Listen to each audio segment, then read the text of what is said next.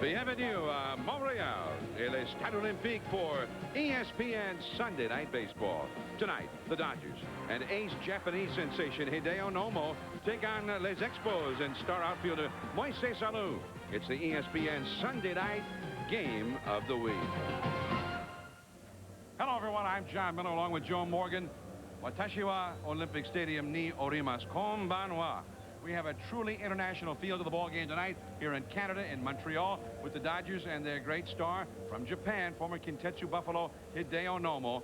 Five-time Pacific League All-Star. He has 40 strikeouts in 26 2/3 innings at the major league level with the Dodgers right now, Joe.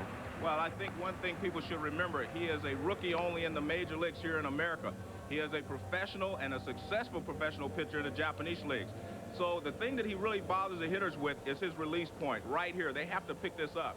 But the Montreal Expos are built around right-handed hitter Moises Alou. I think he's going to have problems picking the ball up from Hideo. So I think it's going to have to be up to Tarasco and newly acquired Henry Rodriguez to do the job for the Expos tonight. Henry Rodriguez, the former Dodger, now with the Expos, in a trade which brought Roberto Kelly to the Dodgers. He's in there along with Eric Karros and also the Dodgers' big sluggers. Missing Mike Piazza, however. Raul Mondesi's also in there, but Piazza's out. Well, Jeff Fassero is 5-1 for the Expos, and he has the right stuff to match up against these big right-handed sluggers. He has a good fork ball. He turns the ball over. He is able usually to keep these hitters off balance, so I look for him to have a good game. Fassero, he's turned into the ace for the Expos, the first 5-game winner in the National League. Nomo still looking for his first win as a Dodger. Stay tuned.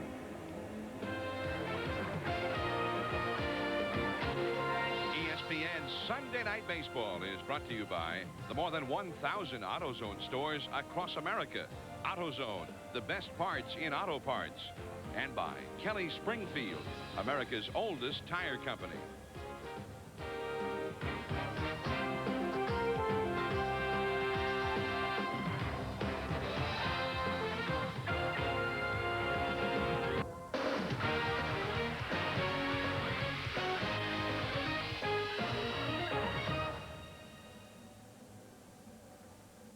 This is Olympic Stadium in Montreal, where tonight the Expos are hosting the Los Angeles Dodgers. The Expos are looking for a sweep in this series from Los Angeles, having won each of the first 2 games. Also, the Expos with a chance to gain ground on first place Philadelphia, the hottest team in the majors. The Phillies today blew a lead in the 9th inning and then lost the ball game in the 10th inning, big time, to the San Diego Padres. So the Expos with the win would move to within 4 games of first. The Dodgers in the West, they got things a little simpler in that division because nobody's playing particularly well. The Dodgers with a win would be 2 games out of first place, even though they have lost the first 2 games here. Tommy Lasorda, and of course he would like to get his big slugger Mike Piazza back. The Dodgers were doing so well with Piazza, and they have struggled terribly without him. The Dodgers hitting .270, and this is a good hitting ball club. Here's the lineup now. Roberto Kelly, the former Expo, in center field. Jose Offerman at shortstop. Raul Mondesi off to a fine start in right field. Eric Karros off to his best start ever, first base. Tim Wallach, the former Expo, third base. Just back from the disabled list recently. Billy Ashley in left field. Delino DeShields, another former Expo, at second base. Tom Prince, the catcher, in place of Piazza. And on the mound, Hideo Nomo batting 9th. Pitching for the Expos, left-hander Jeff Fassero.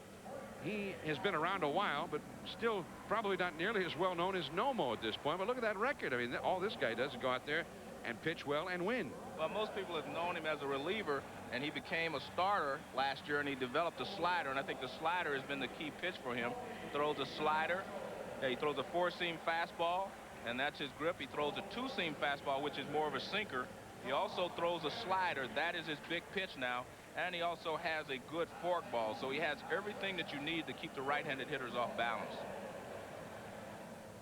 And let's take a look at the defense that will play behind Jeff Fassero in this ball game for the Montreal Expos. And we're going to take a look at the center fielder, Rondell White. He's the guy that's in there every day now. With the absence of Roberto Kelly traded away, White becomes a key guy in center field. This is a look at one of the plays he made on Friday evening. Eric Karros hits this ball in the gap, and he just runs it down. So he is a key element for the Expos defensively now. They had experimented with Moises Alou in center field, and they didn't like that, so now they put Rondell White out there permanently. So we're about ready to get started now. The Expos, who had the best record in the major leagues last year at the time of the strike. And, of course, it all meant nothing. As you see the umpiring alignment, Mark Hirschbeck behind the plate. Frank Pulley in his 23rd year at first base. Larry Poncino at second. And Gary Darling is the third base umpire. The Expos were 74-40. And to a man, they all believe that not only did they have the best record, but that they were the best team in the majors and that they would have gone all the way. And it's just a shame that they didn't actually get that opportunity to prove that. Well, it's a shame for the Expos because they had struggled all those years. There's Clifford Floyd, first baseman, who was injured recently and is on the disabled list. And one of the reasons that necessitated the trade for Roberto Kelly going out to get Henry Rodriguez to play first base. The injury was so serious with Cliff Floyd in New York the other day, collided with Todd Hundley and played first base, that it will be at the earliest December before he can even start doing any kind of baseball related work again. Well, here we go. We're underway from Montreal. The first pitch from Fassero to his former teammate Roberto Kelly misses. 4-1, and we are underway indoors in Canada. Fassero, 32 years of age, so it was not some overnight sensation. It's just that it's been kind of a secret, well kept here in Montreal, that he has developed into a fine pitcher. It really started happening the year before last when he was a reliever, then converted to a starter, and he went 12-5. Then last year as a starter all the way, he was 8-6, but with a 2.99 ERA. Cordero, the shortstop, in the dirt and pulled out by Henry Rodriguez. Roberto Kelly is out number 1. Well, one of the problems that the Expos have had defensively has come from shortstop. Cordero, we could see here, he really doesn't extend and throw the ball. He's had some throwing problems lately, and they've been working with him, taking extra, infield and whatever to get him back on track. But watch this throw. I mean, this is a great play to get there. So he gets there. Now he has plenty of time, but really doesn't put enough on it. Good play there by Rodriguez. And they tell me that Rodriguez is an excellent first baseman. He was brokenhearted at being traded by the Dodgers, was Henry Rodriguez. There's ball 1 to Offerman as he bluffed the bunt. Jose Offerman was doing so poorly last year, they finally sent him back to the minor leagues. But look what's happened. He has come back and is third in the league in hitting. Just ahead of him is his own teammate, Eric Karros. And a slider. There's that low slider Joe was talking about. 1 ball and 1 strike. Offerman, 7 RBIs. And you see last year hit 210 before they sent him out. The year before that, however, he actually hit real well. Right to third, that's Sean Barry. And that's out number 2. And this is what you'll see from Fassero, a lot of ground balls and strikeouts, of course. But he tries to keep the ball down with his sinker and the slider and the forkball and get a lot of ground balls to his infielders. 2 down, nobody on. And here is Raul Mondesi. Now, when the Dodgers have Piazza in there, then you put together Piazza, Mondesi, and Karros. Now, that's imposing. I mean, the 3 of them are as strong as any threesome in the National League. There's ball 1. But Piazza has only been in 10 games this year. He's had some injury problems. And he could be coming back here very shortly. We're hoping that Mike Piazza will be able to join us a little bit later in the telecast. Well, he told me he would be up at the top of the 3rd. Well, then there's no question. Yeah, he'll be here. And 92 miles an hour on our Jugs gun with that fastball. 2-0 the count. And one thing to remember is without Piazza in the lineup, puts a little more pressure on Mondesi. Pitchers can also pitch around him a lot more. If Piazza was in the on-deck circle now, you'd get a 2-0 fastball probably to Mondesi. But now you never know what Fassero might do. Mondesi is 2nd in the league with 9 homers. Well, there's that. Right. See, that was a little slider. Yeah, it's away, and he gets Mondesi to chase it. Mondesi has had problems being patient since Piazza has been out of the lineup, simply because he doesn't know when they're going to throw him a strike. So when Piazza gets back, I think you'll see Mondesi take off again. Mondesi from the Dominican Republic, and his hero, his idol as a youngster, was George Bell, who had so many outstanding years with the Toronto Blue Jays. And he as he got older and became a ball player himself, got to know George. And one thing about George Bell, and if he could ever emulate it, it would be very nice. Bell was a great clutch hitter. Inside and low. 3-1 the count to Mondesi with Carros on deck. 2 down, nobody on, just starting from Montreal.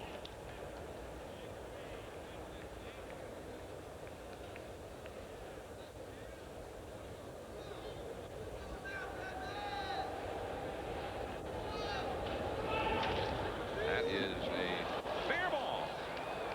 They're going to hit the line. Into the corner, dug out by Alou, and it's a stand-up double for Raul Mondesi, and that will bring up Carros with an RBI opportunity.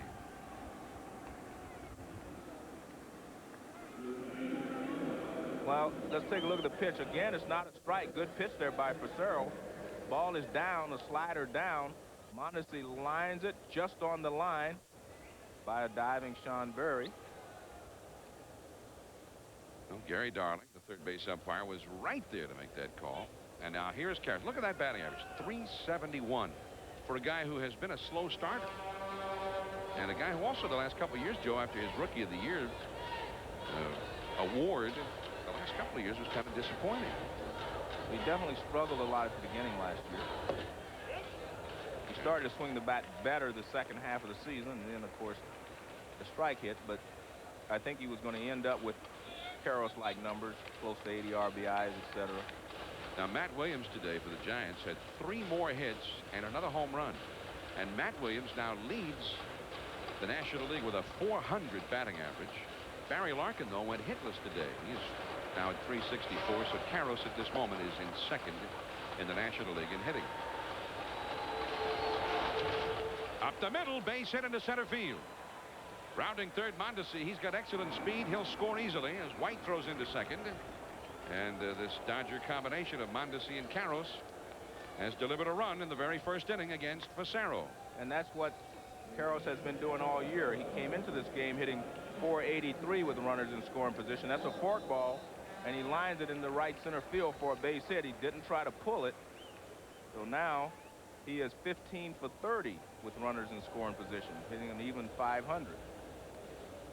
2 down, 2 on. Here is Tim Wallach. Wallach playing tonight in only his 8th game. The Dodgers really missed him because he's still a very fine third baseman. And these last 2 years, I mean, so far this year, but last year as well, he hit real well. Carros running, and he steals it easily. And that is his 4th steal in 4 tries, which is kind of astonishing. Well, what he did there, and what a lot of runners should do, is just take off on the first movement. So he takes off on the first movement of the left-handed pitcher, because left-handers generally do not like to throw the first base. They think that just the fact they're left-handed will hold you close enough. And every once in a while, you can just take off and you'll steal a lot of bases.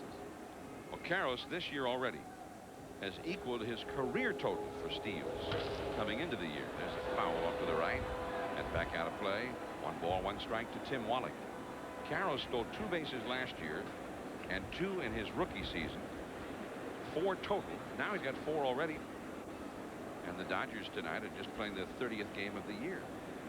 Carros said that Eddie Murray used to steal 10 bases every year that he was with the Dodgers. And he runs better than Eddie. Right. He said if Eddie could do that, then he should be able to do it. The best guy I ever seen at just stealing a base from a pitcher was Johnny Bench. They never thought he would run. He'd get on base. He stole like 18 in a row because he would just take off on their first movement. And you do that against left-handers, you're going to make it. If they don't pick you off, you're going to make it easily, because you get a running start with a left-hander. Some of them will pick you off, though. Yeah. Not many, though. No, not many. That's now. true. I mean, they're just left-handers in general do not like to throw the first base. They just feel like I've got him stopped because I'm left-handed. They know that I can throw over there. So most of them do not throw over there. I mean, you have some exceptions, of course. Bruce Hurst was very good at that. They could lift that leg up. And Jimmy Key today is a guy who's real tough that way. Terry Mulholland. Mulholland will throw 100 times. This is Moises Alou to retire Tim Wallach and the Dodgers, and that's the inning. So the Dodgers have given Hideo Nomo a 1-run lead, and Nomo will take the mound. Stay tuned. The bonnet is covering the Olympic Stadium We're in Montreal tonight with Sunday Night Baseball. Felipe Alou and his Expos, and offensively they have struggled early on this year, and he expects them to get better. They're trailing 1-0 already as the Expos come to bat tonight. Tony Tarasco leads off in right field. Wilfredo Cordero at shortstop. Moises Alou back in the lineup. He missed 2 ball games. He's in left field. Henry Rodriguez at first base. Rondell White center field. He launched a tremendous home run here yesterday. The speedy Mike Lansing at second base. Darren Fletcher, the left-handed batting catcher. Sean Barry at third, hitting 8th, and Jeff Fassero is the pitcher, batting 9th. And on the mound, there he is, Hideo Nomo, 5-time Pacific League All-Star with the Kintetsu Buffaloes over in Japan. And Joe, he's pitched well enough to have won, even though he has not. Yes, he has pitched very well. His first start was a great start, and then 2 starts ago, I saw him strike out 14. He throws a fastball that's in the low 90s. He throws a forkball. He rarely throws a curveball. His fastball and his forkball are his pitches.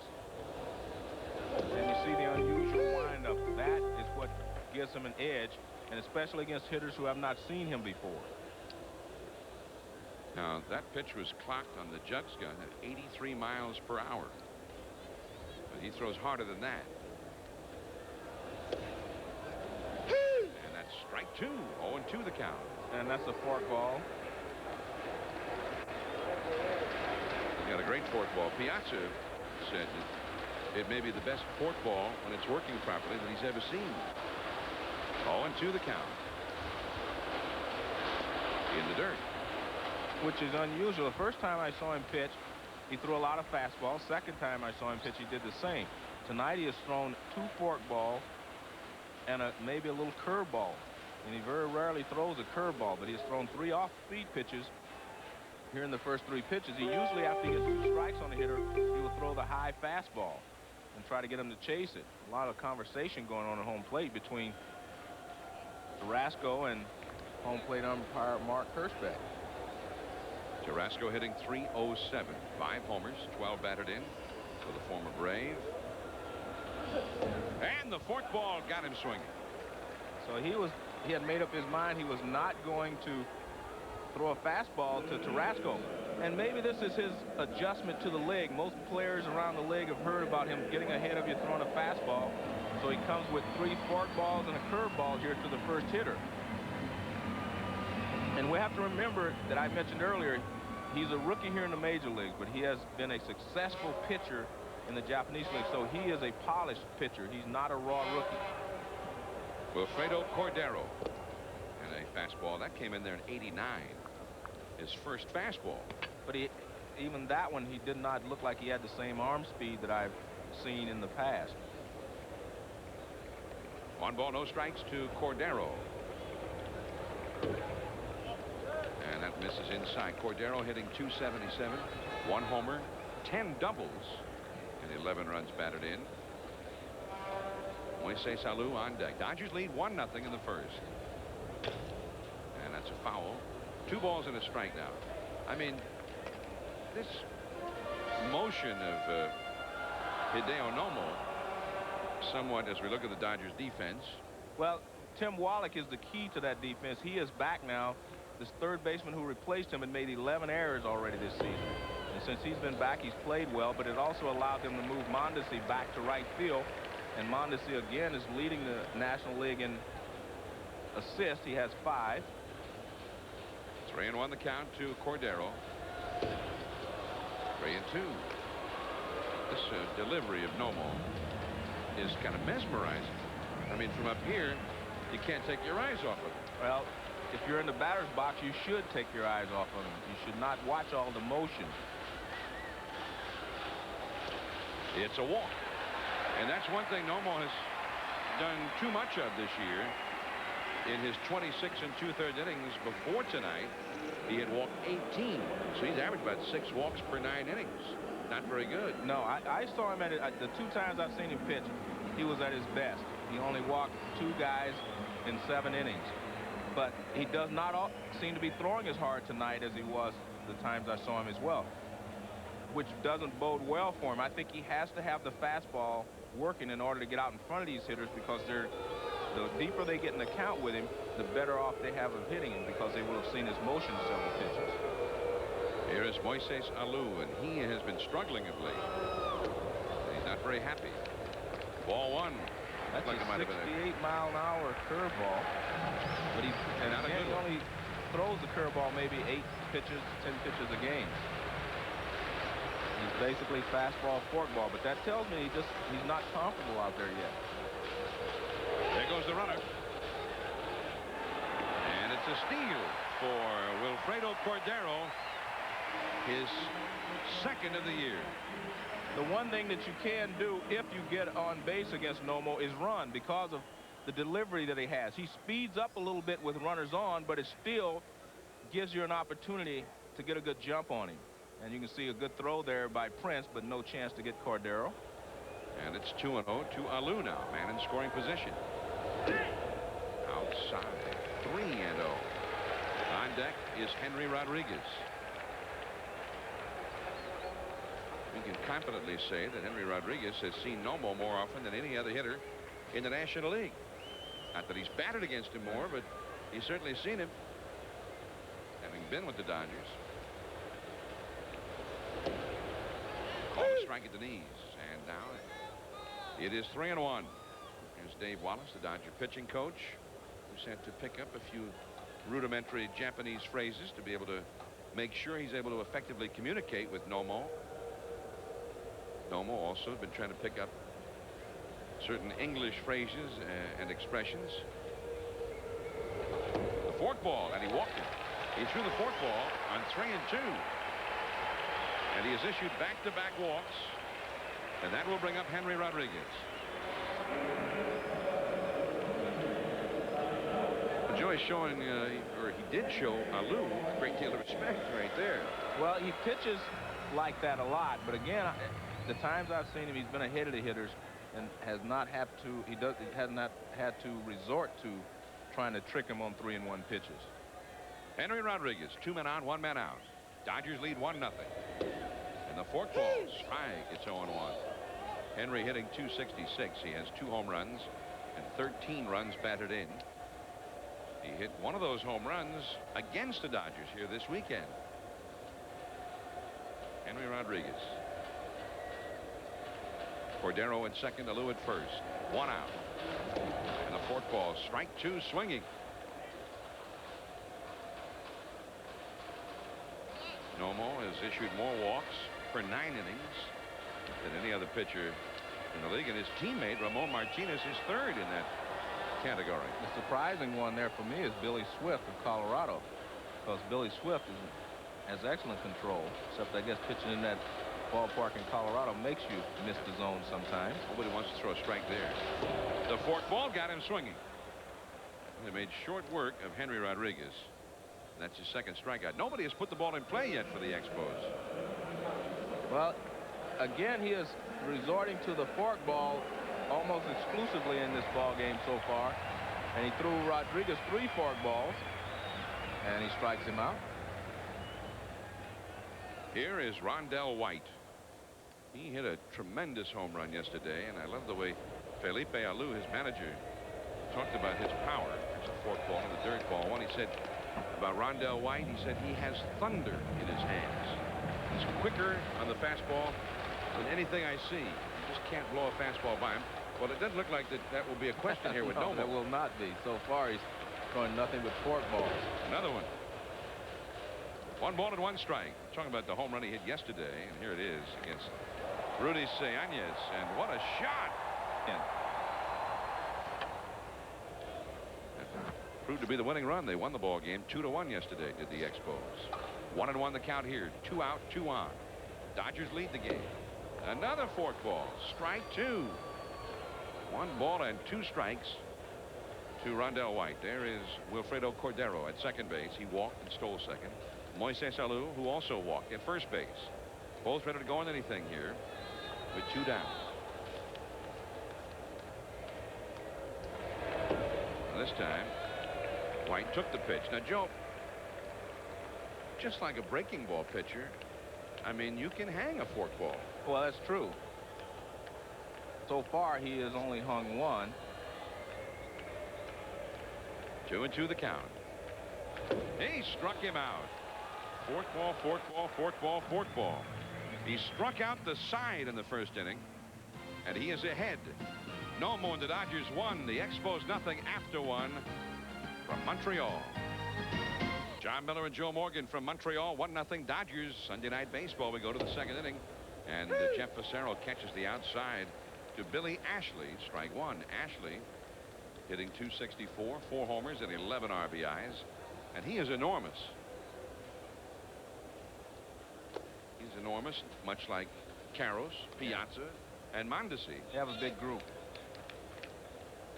Looking at Ashley, he has struck out 33 times and 87 at bats, John, and he's hitting .264. So I mean, he's only put the ball in play 54 times. Too far inside with the fastball. 2-1 the count. And he has 23 hits out of 54 times that he's put the ball in play. So he needs to put the ball in play more often.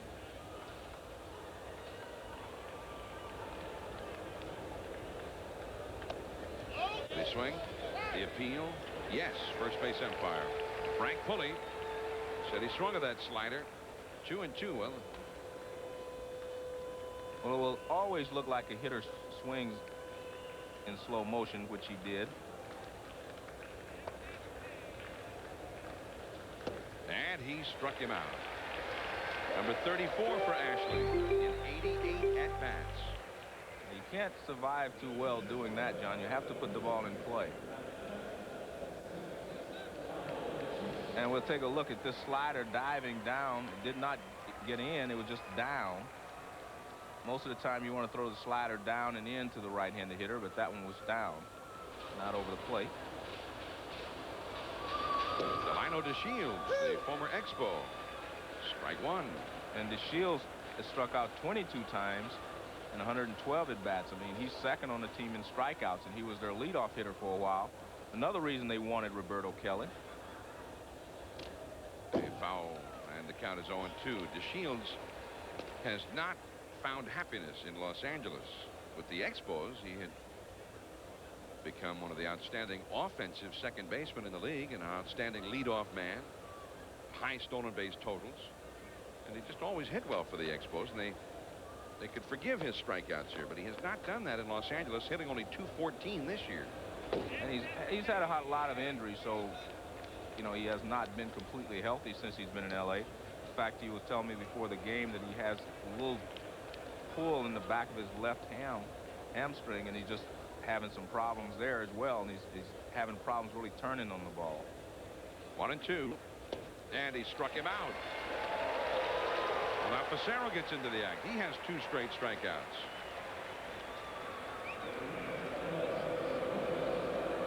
Well, this is a pitch that you should be able to make contact with if you're a left-handed hitter. The ball was up when it passed the plate. It broke sharply down past the plate, but you have to stay with that pitch and try to hit it back through the middle. Slider. Tom Prince. High in the air. Drifting back Rodriguez. All right. And he got it. The ball girl got out of his way, and he made the grab in foul ground. 3 up and 3 down. 1-0 Dodgers. We go to the last of the second. Sunday Night Baseball from Montreal. John Miller, Joe Morgan with you. 1-0. The Dodgers ahead as we go to the last of the second inning. Mike Lansing will lead it off. Between innings here on the big screen out in center field, they showed the finish of the Indianapolis 500 from this afternoon.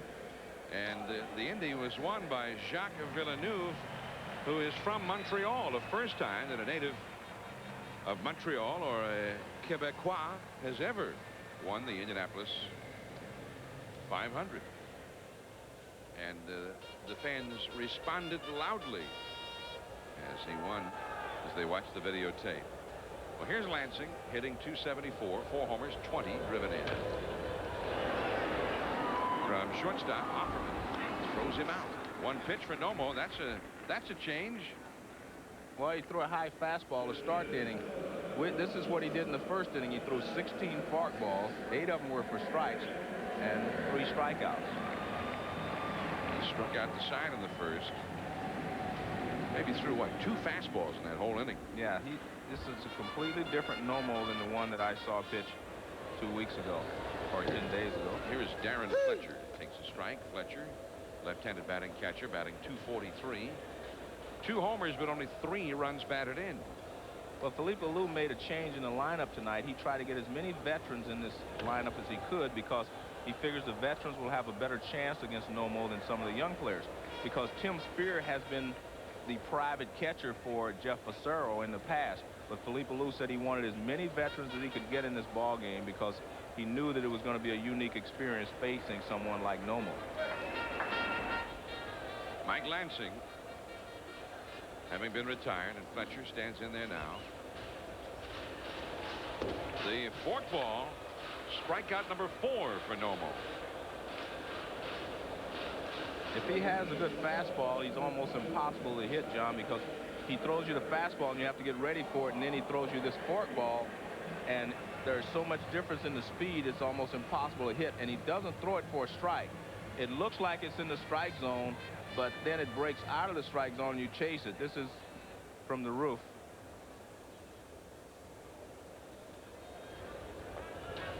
Sean Berry. Looked like more like a curveball that time, but in the dirt for ball 1. Sean Berry is hitting .213. He's got 1 home run with 6 runs batted in.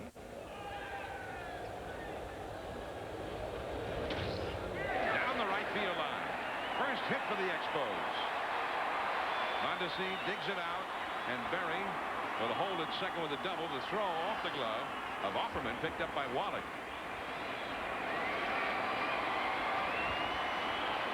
Well, Berry takes the first high fastball he sees and he goes the other way with it. And that was one of the problems I saw last time in Pittsburgh hitters. They were taking the first pitch fastball and then chasing the forkball. Berry takes that fastball, lines it down the right field line, and that's the first hit of the ball game and the first man in scoring position for the Expos. So it will bring up the pitcher, Jeff Fassero, trying to help himself here. He is 0 for 10 so far. Strike, and it's 0-1. And that was a pretty good fastball, but it only clocked out at 85 miles an hour. That looked like the best fastball he has thrown. 1 strike to count to Fassero. There's the forkball. 0-2 the count. In that sequence, there's a 10-mile-per-hour difference between his fastball and his forkball. That's a pretty big difference. Pretty tough for a hitter to adjust to that bigger difference in speed. In the dirt and holding at second will be Berry. Good play there by Prince. He got over in front of it and kept the ball in front of him. 1 ball, 2 strikes to Fassero. The Expos with their first hit. Now Fassero trying to deliver a run in his own behalf. Tarasco on deck. He would be next. Then the forkball struck him out. That's 5 in 2 innings for Hideo Nomo. He'll lead it off when we come back. 1-0 Dodgers. Thank you, Carl. And we go now to the 3rd inning here in Montreal. 1-0. The Dodgers lead Montreal. And we've been watching Hideo Nomo, a man who has watched him closer than anybody else. The guy who is his catcher when he's healthy. Mike Piazza has joined us up here in the booth. And Mike, tell us about Hideo Nomo. I mean, I read something where he said his forkball was the best you'd ever seen. Well, I guess they exaggerate that a little bit. But it's a pretty good pitch. There's no question about it. And, you know, when you could throw it at any time you count, as he does, and, you know, keep it down, he's going to be very effective with it. It's a tough pitch to hit, as Joe will tell you. Have you ever seen him throw this many forkballs early in a ball game like this? Well, it depends on how it's working. If, you know, he's one of those guys that if he has confidence and if it's working well, he's going to use it a lot. How about as a hitter? Well, he can bunt well. I have a question. As a catcher, is it difficult to follow the ball with all the motion he gives you out there like it is for the hitter, or do you concentrate elsewhere? Well, it is a little bit. You know, you really try to stay relaxed as you do when you're hitting. You don't want to kind of get tense, and you have a tendency to do that when he is pitching. You try to hurry him up a little bit, but as long as you stay relaxed, he's you know, he's just like catching butterflies in the net, as they say. Oh. And down on strikes goes Nomo, and that's 3 strikeouts for Fassero. Well, now Jeff Fassero He's tough. has become one of the top left-handers around, hasn't he? He's tough. He gave me a hat trick +1 last year, as Joe will tell you, which is a 3 strikeouts +1 is 4 strikeouts in a game. I mean, he's really tough, and he's got a great forkball himself, which is uses as a changeup also, and he throws to good counts, hitters counts, and a slider that just down and in. I haven't hit one yet, so I'm looking for my first hit off. Speaking of hitting, how soon do you expect to be back in the lineup? I'll be swinging the bat probably tomorrow, and then from there it's just you got to see how it feels. Obviously, left thumb for a catcher is a tough injury to sustain. So I'm working on it every day, but it is feeling a lot better. 1 ball, 1 strike to Roberto Kelly. The Dodgers making this deal since the last time you were in the lineup. Yeah. Pretty good addition to the ball club. Outstanding ball player.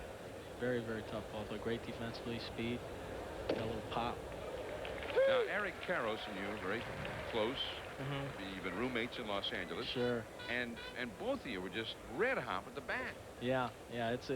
It was very frustrating for me to go down like I did. I mean, because we really did have a great lineup going, a great repertoire. Mondi was in front of me, and when I started swinging the bat, he was hot, and they were pitching to me, and then I started getting hot. Then it was just, then Eric was driving me in behind me, hitting behind me. So it was something we were really having some fun. And then obviously I got hurt, but hopefully I'll get back in there and not miss a beat. Eric wanted me to say hi to his mom, by the way. She's I think I'm a little under the weather. We want to wish Mrs. Carroll, so hope she's feeling better. Well, you're a very fine young man. There you go. I should say hi to my mom too. I know that Mrs. Karros has said that about you many times. That's great. Mike Piazza, the Dodgers, is here with us. He's on the disabled list. And so it will be soon then. Yeah, hopefully within a week. I'm definitely optimistic of how I'm feeling every day. And Tommy wants me back in there. He's like, you got to get in there. You got to get in there. So I'm trying to get in there as soon as I can. Well, the team was 7-3 with you in there. They haven't done as well. 6-13 without you, so I think they do need you back in there. And I think the guy that missed you the most is probably Mondesi, because they're not giving him the pitches that they were giving him early in the season, and he's starting to struggle a little bit because Mondesi doesn't have a lot of patience up there. Yeah, so he needs for them to throw him strikes. He falls out of bed swinging. There's a foul back out of play by Kelly. Full count, 3-2. So who's the team to beat in the National League this year?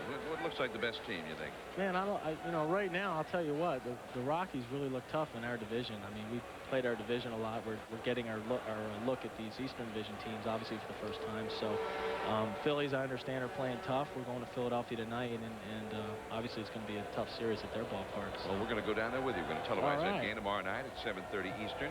The Dodgers of Philadelphia. Oh. Hit hard, but Cordero spears it. And low throw, but Henry Rodriguez stretched out to get it to retire Roberto Kelly. 2 men gone here in the 3rd inning. We're visiting with Mike Piazza, whose roommate is Eric Karros. We talked to Karros about Mike. If you're ever missing anything, you just go into his room. If you're missing some shirts or some clothes or jackets, they're in his room and they're hung up and they're hid away.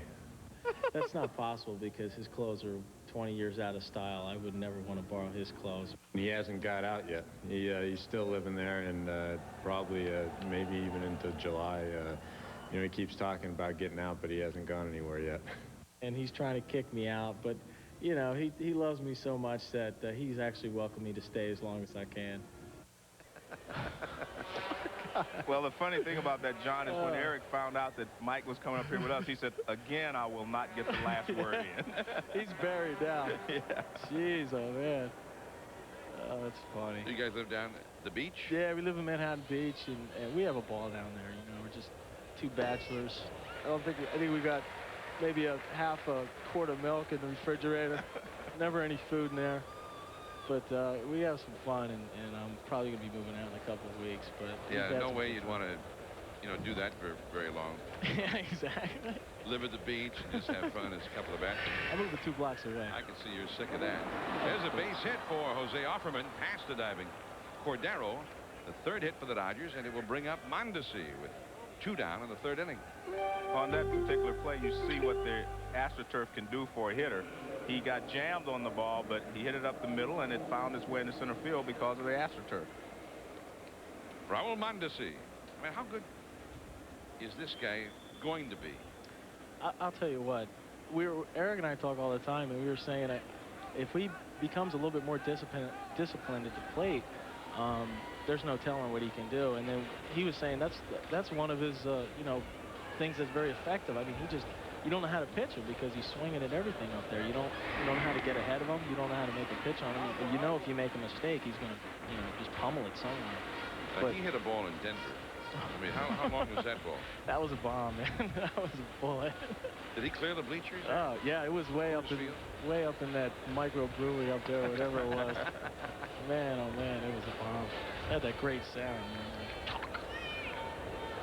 2 down. Mondesi, the hitter, against Jeff Fassero. Cracked that one, but foul. Left field line. He doubled his first time.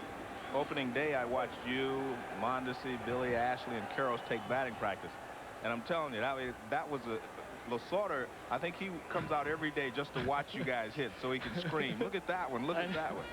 That was a pretty good display you guys had going there. And that's the day I picked you guys to win the West, because I said with hitters like this and the pitching that you had in the bullpen, I thought you were going to be better. But your pitching out of the bullpen is struggle. Is there any particular reason for that? Well, I think it's one of those things. We just haven't been able to fire on all cylinders, as they say. It's one of those. We've been getting good starting pitching. We haven't scored any runs. We've been scoring runs. We haven't been able to hold them down. When the bullpens come through, we haven't been able to get that run. And one of those things, when the team puts everything together and really gets a streak going, is when then you get some confidence. And then right now, different parts of the team don't have that confidence going, and you have to have that to get on a roll. And I think once we get that, we're going to be a tough team to beat. 0-2 the count to Mondesi. The slider misses from Fassero. 1 ball, 2 strikes. Karros is on deck. He would be next. We're in the 3rd. The Dodgers lead 1-0. Here's Tommy Lasorda saying, what's Piazza doing up there in the broadcast booth? I saw Eric look up at me. He started laughing. He knew I was getting on him. Well, I mean, he needs to be on the on-deck circle right now.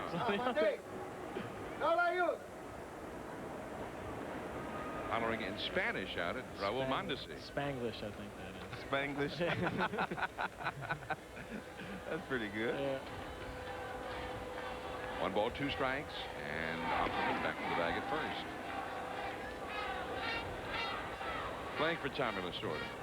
I mean, you've known Tommy since what? Since you can remember? Man, since I was a little bat boy. I guess I was 13 years old when I first started going down to the vet. It's amazing. Watching Joe. I remember watching Joe off Larry Christensen pump one up into those bleachers up there. I used to get lucky every once in a while. Oh, you could buggy whip a little. Lucky. 1 ball, 2 strikes to Mondesi. And again, Offerman back to the bag at first. But Tommy Lasorda, as a manager, I mean, actually knowing him ahead of time and then experiencing him as a manager. I mean, what about Lasorda as a manager? I can't describe. I mean, I pinch myself every day. I'm really just elated and thrilled to be playing for him. And, you know, he means a lot to me. He's very close to my family. He's the godfather of my youngest brother, Tommy, who was named in honor of him. And it's just a thrill. I enjoy it a lot, and cherish every minute he's there. And hopefully he'll be there for a lot longer. He's known as a motivator. Yeah. Do his techniques, do they still work? I mean, everybody knows that he's a motivator. I mean, does it work? Oh, yeah. I mean, you know, we definitely we listen to him, and you know, we joke around with him a lot. You know, as Joe knows. Sometimes those speeches get a little monotonous, but I'm going to get myself in trouble here. No, you're not. No, that's all right. That's the one good thing about Tommy. Yeah. You know, he can take constructive criticism. Yeah. I've given him a little bit of myself. But he's great. I mean, we want so hard. We want so bad to win for him this year, and because we really feel he deserves it, and obviously he's been in this game a long time. High in the air to right field. Tarasco. And he's got it. Mondesi retired, so the Dodgers. 1 hit, 1 left. Top of the order coming for the Expos. Mike Piazza here with us. Will Morgan and Mike Piazza is here with us, the Dodgers injured catcher. And you guys co-starred in a show called Married with Children. You were Joe's cameraman. Yeah, I was. That was a lot of fun. Yeah, we had a great time doing that. The people on the show are great, too. I mean, that's what made it very enjoyable. Well, we're glad to have Mike Piazza here with us. We were hoping to watch him out there catching Hideo Nomo tonight, but he's on the disabled list, at least for another few days. And now we have the chance to kind of pick Mike's brain as we watch Nomo as he faces Tony Tarasco. 1 ball, no strikes to count. And that fastball is low for 2-0. Now, when you have a problem that you need to go out and discuss something with Nomo. How do you do it?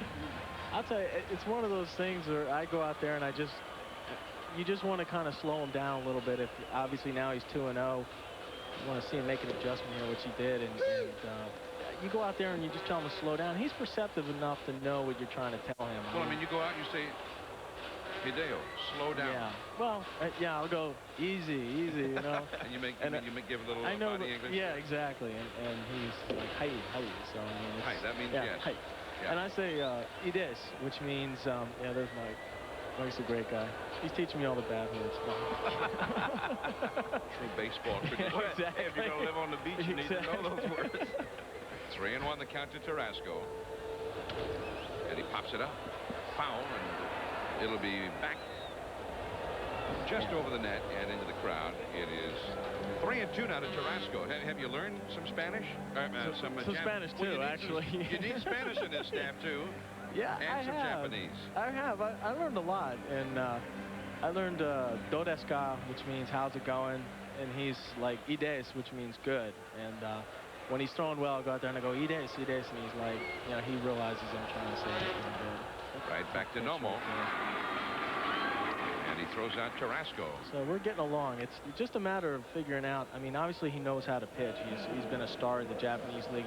Has a plan out there. He knows how he wants to work hitters. And as a catcher, you just want to try and get him into a rhythm as a pitcher. You want to get your pitcher into a rhythm where, you know, he's not really taking a lot of time between pitches. Keep your infielders on their toes. And, you know, not to let him fall behind or make 2 or 3 bad pitches in a row. You want to keep him working and getting that ball down. Nomo with 5 strikeouts in the first 2 innings, facing Cordero now. And he drops a curveball in there for a called strike. And it is 0-1.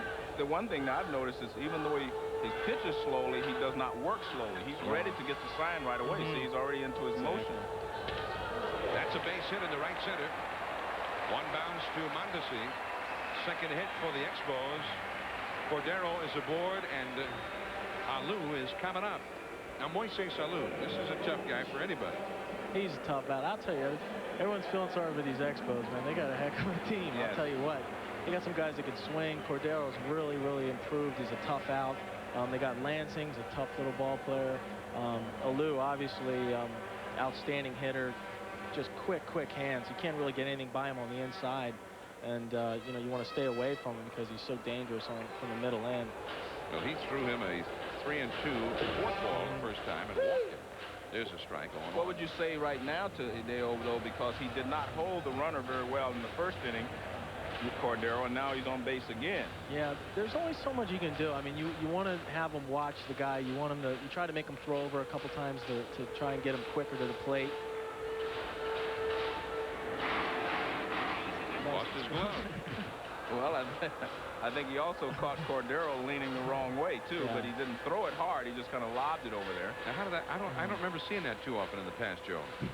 Well, John, Sunday Night Baseball, we see a little bit of everything, something new. That's why. Maybe he was going to throw his glove. His glove just drops right off. You know, that would be a clever ploy to try to catch a base runner. Well, Tommy thinks it's funny. You should know he's relaxed out there. I guess his glove fell right on.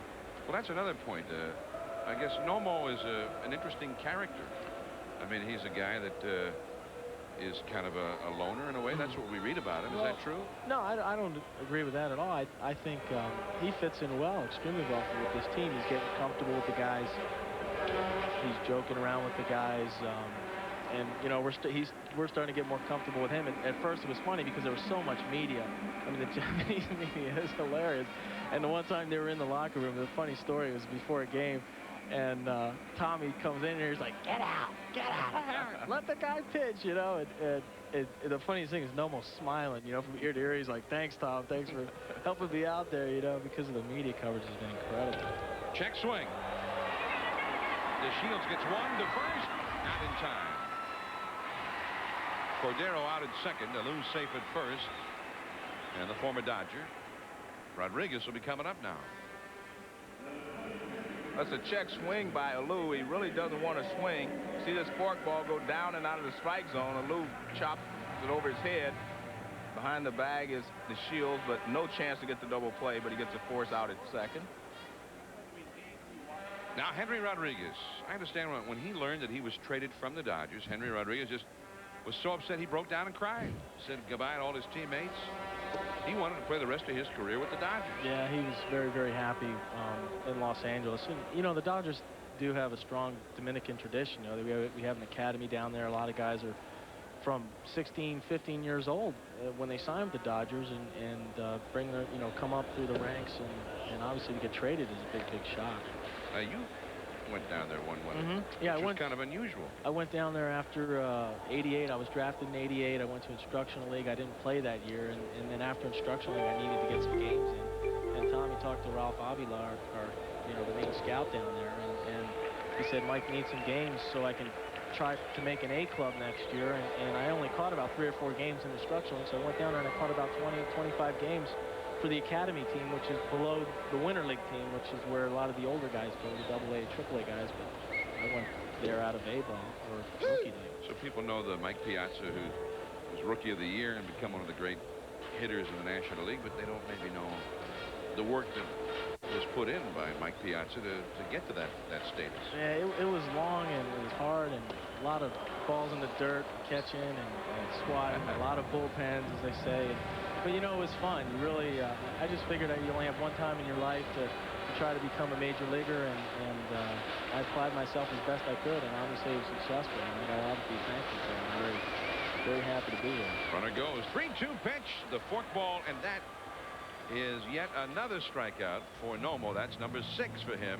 Mike Piazza, thank you. Thank you, guys. Appreciate it. 1-0 Dodgers after 3. Sunday night baseball from Montreal. The Dodgers won, the Expos nothing. We go to the 4th inning now. Jeff Fassero will face the man who has driven in the game's only run, Eric Karros. He singled the center his first time. And a fastball over the outside, a beauty. Strike 1 call. Karros with that single lifting his average to 376.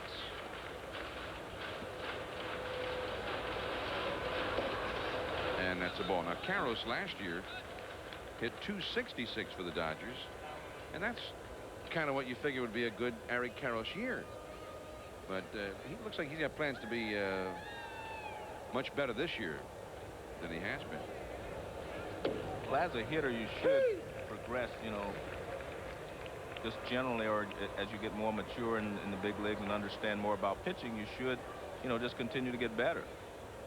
Well, you see 257, and he won the Rookie of the Year, 247 and 266 last year before the strike, and then 376 right up to the moment. The slider struck him out.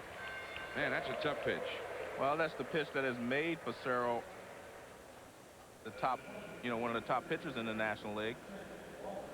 And this slider, you try to throw it inside on the right-hander, it starts right on the inside corner, so they start after it, and then they can't stop. You see him, he starts to swing, then he tries to check his swing, but he knows it's too late. That's what you call twisting him up, tying him in a knot.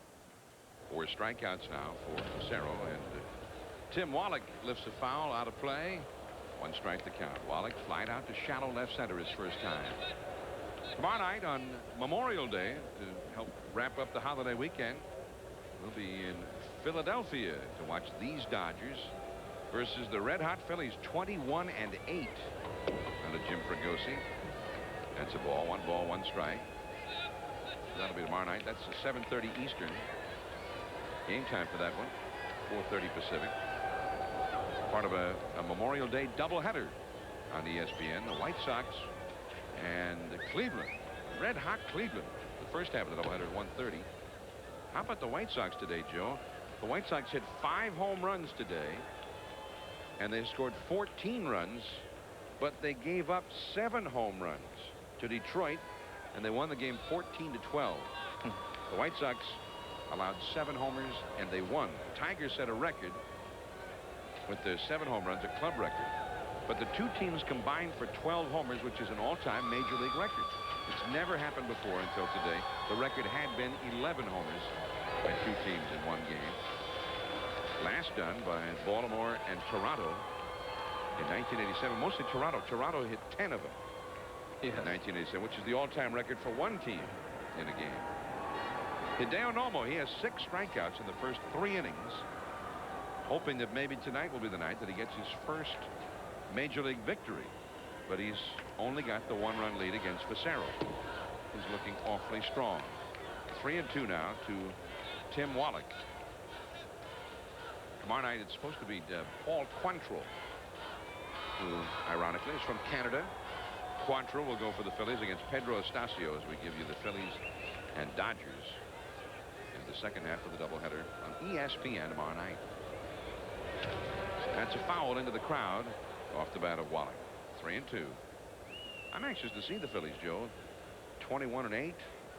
They're not hitting a lot of home runs. They're just doing a little bit of everything, I guess. Well, they've been getting good pitching as well from their starters, so. Bullpen's been strong. They talk about a real strong bench down there.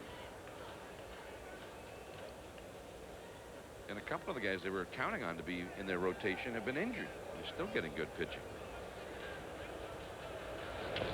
That's a foul. 3-2 the count to Wallach. With one out, nobody on here in the fourth inning. Mondesi and the Dodgers, Darren Daulton and the Phillies. And then Wednesday night, on Wednesday night baseball at 7:30 Eastern, same two teams for Wednesday night baseball.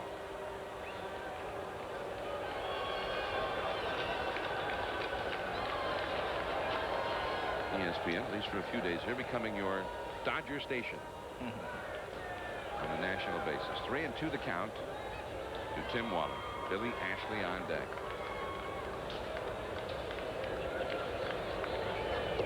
And he walked him. That is the first walk allowed by Fassero. Now, I mentioned earlier that Fassero has preferred to have Tim Spear behind the plate when he pitches, and one of the reasons he says is that he and Tim work well together. They're on the same wavelength, but he also says that Tim seems to give him a lower target and he keeps him down, which is, you know, unusual. You've had a lot of pitchers in the past that preferred to throw to certain catchers. That catcher may not have been the #1 catcher on that team, but sometimes the managers will allow that. And Felipe Alou said since Fassero was his opening day pitcher the last couple of years, he decided to grant him his wish. So most of the time he has been able to be caught by Tim Spear, but tonight he figured he better get more veterans in the lineup, plus he wanted another, you know, left-hander on there. Billy Ashley, strike one. Ashley hit 37 homers with 105 runs batted in AAA ball last year, and he only played 107 games. 345 average at Albuquerque. Even by Albuquerque standards, when there have been some real big years put together, that's a big year in only 107 games. But even there, Joe, he struck out a lot. 116 strikeouts and only 388 at bats in AAA ball.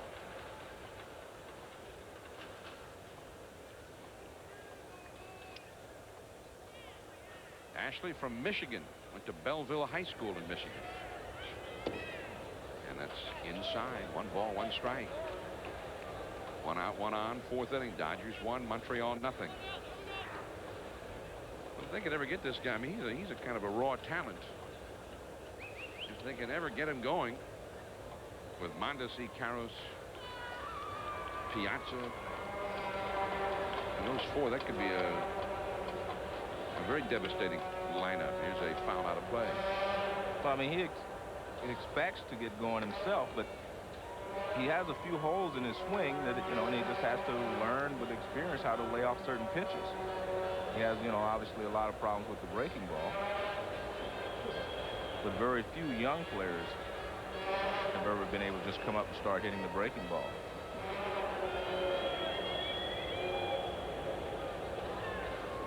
One ball, 2 strikes to Ashley here in the fourth inning. Delino DeShields is on deck. Wallach, not much of a threat to try and steal a base. He's at first. Way outside. 2-2. All of a sudden, Fassero seems different to me, Joe. He's working much more slowly. He's throwing more pitches. He just issued a walk here to Wallach. And he took 37 seconds from the pitch we just saw to make that pitch after throwing the previous one. That's not the way he was working earlier on. That's the way we expect him to work. He was working quickly, as I said. Hideo Nomo was as well. They're both working quickly. Struck him out, and Ashley strikes out for the second straight time, and that's 5 strikeouts for Fassero. Well, he threw him a fastball 2-2 to set him up for this pitch, and you can see it's a slider, And Ashley swings over the top of it.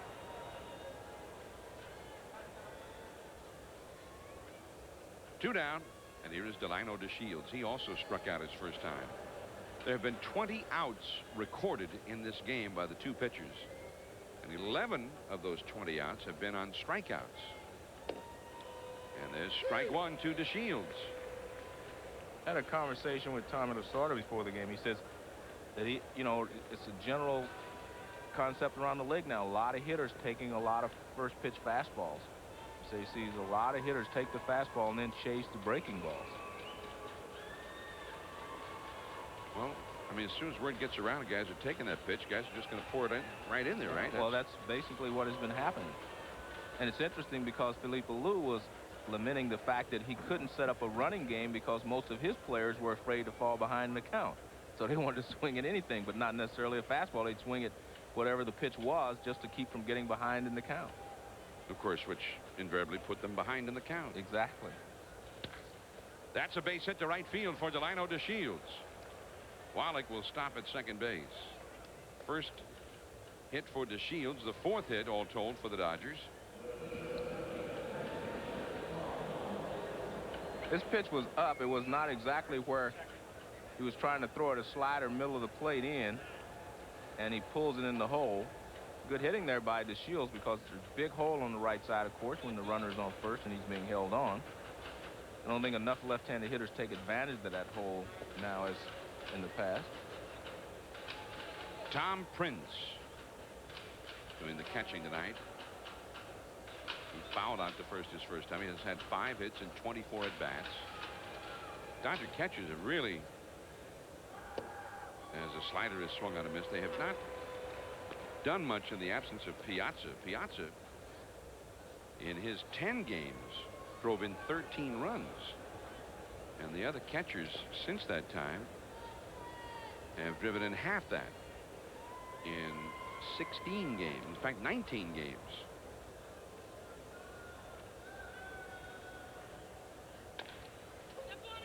And Sean Berry right next to the bag for the force out on Wallach, and that ends the inning. 1-0 Dodgers after 3.5.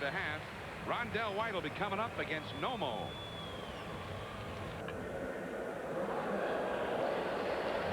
Combanwa from Olympic Stadium. Hideo Nomo, 6 strikeouts in the first 3 innings. This is less than 2 weeks after his 14 strikeout performance against the Pirates. Seen right here on ESPN. That was in a 7-inning performance. He's facing Rondell White here, who struck out his first time. 6 strikeouts in 3 innings. Now, if he could stay around long enough at that pace, he could do some amazing things here tonight. But it's very early, and he's already thrown 51 pitches. That's been a problem. The curveball is too high. Long about the 6th inning or so for Nomo, he's thrown so many pitches that it's about time to get him out of there invariably. That's the problem. He ends up throwing a lot of pitches. You're right. Because the game against the Pirates, I saw him pitch. He was throwing great, but he had thrown a lot of pitches, and they took him out with the lead, and the Dodger bullpen could not hold it, which has been the case in at least 3 of the ball games. He's left leading, and they were not able to hold it for him so that he could get the win. We got some Nomo K counters here. Well, they're got 6 up in the rail. Well, he threw a high fork ball and missed with it, his 3rd walk of the game. And he turned his back, and the ball went almost into center field. Here are the strikeouts. 6 strikeouts. That's Tarasco and Rodriguez, both on fork balls. This is Rondell White. That's Darren Fletcher taking a swing. And Fassero. Rodriguez for the 2nd time in the ball game, and that's where he stands now, 6 strikeouts. And he has just issued his 3rd base on balls. And it brings up Lansing. Lansing called the laser by his teammates. Back to the bag at first is Rondell White. 1-0. The Dodgers lead the Expos here. Now, this is a guy, Lansing, that pretty handy with the bat. They like to hit and run with him, don't they? Yes. And also, I mean, he's this guy's been doing it for them. He's been driving in runs. He's been getting the big hits for them. It's very difficult, I think, to hit and run with Nomo because you never know what he's going to throw, or you're not sure that he's going to be near the strike zone. So he gets out in front with a fastball. If you knew that he was going to throw a fastball there, you could have hit and run. But Felipe Lewis had to adapt his managerial style a lot simply because, you know, they've had speed in the past. They've been, you know, leading the league in stolen bases. Now he does not have a guy that can steal 40 or 50 bases, so he's had to change his style a little bit. And he figured it's going to take another year or two before these guys learn how to steal bases and learn how to protect his hitters. A lot of people do not realize that the base stealing is only effective if the hitters can take the pitches. If they foul pitches off or not patient at the plate, then it's impossible to steal a base. 1 strike to Lansing. And White dives back to the bag. Well, it seems like the Dodgers think something might be up here. Nomo is paying a lot of attention to Rondell White, the runner at first. Well, they're aware also that Nomo does not hold the runners that well because of his motion to the plate. So that's what Piazza was talking about. He can make him throw to first base a few times, which will help him quicken his delivery to the plate. Like there that. Goes the runner. And White is out. Tom Prince threw him out at second base. And also, which you saw a little quicker motion to the plate. Wait a minute. Well, they called a balk. I think they called a balk on Nomo. That's what I was saying. A little quicker motion you saw to the plate from Nomo. That's what I was talking about. He was quicker to the plate, which means he didn't stop. But I didn't know if they called it. But I saw him much quicker to the plate. Now watch it. Well, we're catching it late. And that's in slow motion.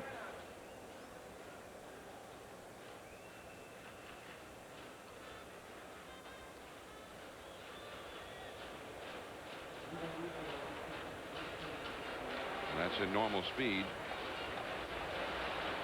So the balk called. Count to Lansing is 0-2. Nomo bluffs a pick off to second base. Well, it's no pitch if it was a... Shouldn't be a pitch. Yeah, on the balk. So that would be 0-1. That's right. 0-1.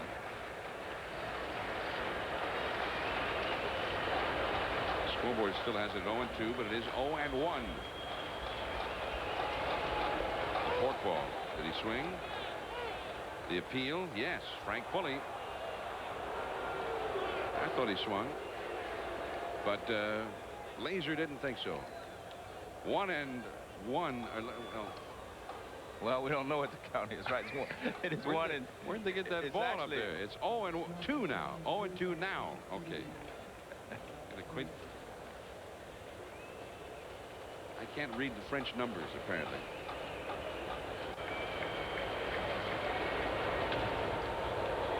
Foul. And back into the crowd behind the plate. So there's the scoreboard. Our screen shows the correct. I have the trades right, but not the pre-saves. Actually, I think 2 is correct, but the ball is. The ball is wrong. Yeah. Mike Lansing from Rawlins, Wyoming. This is a guy who played 2 years for an independent league team. Dirt from Nomo.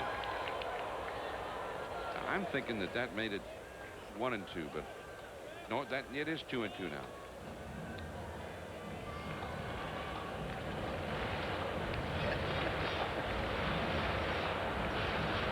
The one thing you have to do is, if you're Rondell White at second base, on every pitch that you see, you have to start towards third because he's subject to bouncing the ball in front of the plate, and if it bounces away, you get a better jump at trying to get to third base. It is 1 ball and 2 strikes now, we understand.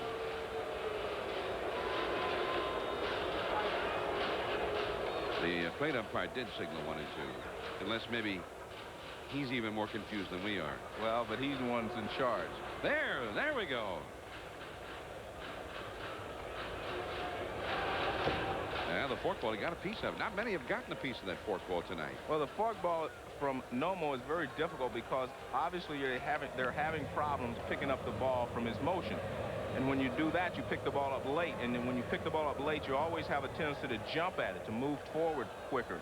And if you do that on the fork ball, you're going to miss it every time because the bottom falls out and the speed fools you as well.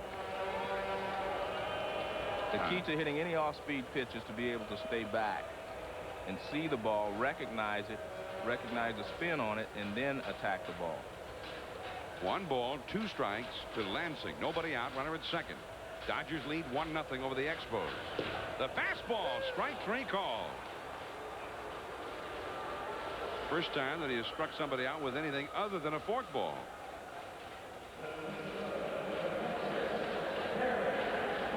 Well, Lansing got a piece of the forkball the pitch before, so he figured he's looking for it. So he turns a good fastball loose on him, about knee high. And it's strike 3. So that one, that's what we mean when we say right down the middle. One out. White still at second. Here is Fletcher. Forkball. Did he swing? They're going to ask the third base umpire. Yeah. Gary Darling says strike. By the way, Gary Darling's mother, we understand, is in the hospital in Sacramento, California, and watching in tonight. He wanted us to send along his greetings to her, wishing her well. Isn't that interesting, Joe? An umpire who cares about his mother. Yeah, umpire with mom and That's dad, right, like with the everybody mom. else. They're just That's like right. everybody. They're born like everyone else, huh? Well, at least Gary Darling is. So at least we know he has one person in the world who loves him. You're right. 1 ball, 1 strike. The count to Darren Fletcher. He struck out his first time. Inside with a fastball.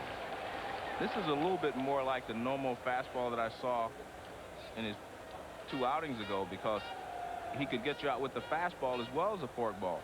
So far tonight, he has not displayed the speed on the fastball that he did that night, except on occasion. Forkball just foul outside of first. Mondesi will have to retrieve it. 2 balls, 2 strikes with 1 out and a runner at second base from Olympic Stadium in Montreal. The dome, the retractable dome, currently in place all the time. They're hoping to have it repaired, and maybe it will be able to be retracted once again by next season. 2-2 the count to Fletcher. Off the fists that time. 2-2 the count remains here. Well, one thing Nomo can do in a spot like this, he's got the runner at second, White, and when Lansing was up there, he was able to use that strikeout pitch, and it kept Lansing from moving White over to third base, which is what Felipe Alou was hoping for. A little bit of a different situation right now with the runner still at second and 1 out. 2-2. Fastball, but it's too low. 3-2. And we get another inning here where nobody has put the ball in play against Nomo. All of his teammates, just spectators like everybody else, standing and watching. Dave Wallace on the left, Tommy Lasorda, the manager. Old foul. And the pitch count continues to rise for Nomo. He's up at least past the mid-60s by now, up to 67, according to Marty Aronoff, who always has those figures right at his fingertips. 3 balls, 2 strikes to Nomo. This is only the 4th inning. So, Joe, he's already thrown half a ball game or more, and it's not even through the 4th inning for him yet. I saw Randy Johnson on Friday night in Seattle, and he was almost untouchable. Had 13 strikeouts in 6 2/3 innings, but he ran out of steam because of so many pitches thrown. Roberto Kelly. And that is out number 2. So Nomo wins the duel there. That is the first time that the Expos have hit a fly ball to the outfield. Well, the more you watch Nomo, if you're a hitter sitting on the bench or in the batter's box, the more you start to read him a little better and you feel more comfortable in the batter's box. And this is, you know, this is the 3rd time around. Actually, this is the 2nd time through the lineup. So by the 3rd time, they should have a better idea of how to attack him. 2 down, Sean Berry, the hitter. Strike 1. Now, Joe, you've got the pitcher up next, Fassero. Now, Berry hit a double his last time. He can tie up the ball game right here. Kind of risky, isn't it? Well, he just made a bad pitch. He threw a high fork ball, but he got away with it. 1 strike to count, 2 down. He took that fork ball, strike 2. Nomo probably feels that if he gets the fork ball where he wants to, Berry's not going to hit it anyway. He got a fastball that he had hit for the double his first time up. I guess that if he feels that way, Lasorda must feel that way too. Or he can't tell him any other way. Tim Wallach.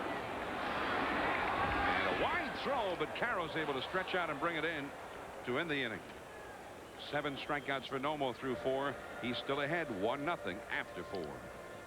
Monday Night Baseball from Montreal. The Dodgers won, the Expos nothing. This is John Miller along with Joe Morgan, your Sunday night telecasters. Next Sunday we'll be in Baltimore to see Cal Ripken as he heads toward Gehrig's record. Ripken and the Orioles will play host to Mark McGuire and the Red Hot Athletics. Geronimo Barroa, Terry Steinbach. The Athletics have been hot all week. The Athletics and the Orioles next Sunday, 7:56 Eastern, 4:56 Pacific. Here is Hideo Nomo against Jeff Fassero. Fastball missing, ball 1. Nomo struck out his first time, one of 5 strikeouts in 4 innings by Fassero, but Nomo with 7 strikeouts in 4 innings. 1-0. The Dodgers ahead. The only run scored in the first inning. And we've got some Hideo Nomo fans here today. John, I'm just guessing that they're no, fans. John, you've been speaking Spanish. You've been speaking Japanese all night. What does it say? Well, like to that girl there with the glasses? Yeah, what did she say? I don't know, but here's what I would say. If I was a single person sitting down there, I would say, Konban ohima desu ka? Okay. That would be, are you free this evening? But Hideo's married, and he has a son. Yeah, well, he wouldn't say it. She's just one of his fans, that's all. In fact, no swing there. 3-1 to Nomo.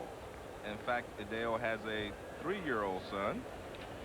His son's name is Takahiro. His wife's name is Kikuko. Kikuko. Yeah. There you go. 3-2 the count now. If I met Nomo, and he was busy before the game, he was getting ready for the game, and I met him, I would say, Hajime mashite, dozo yoroshiku. Center field, White.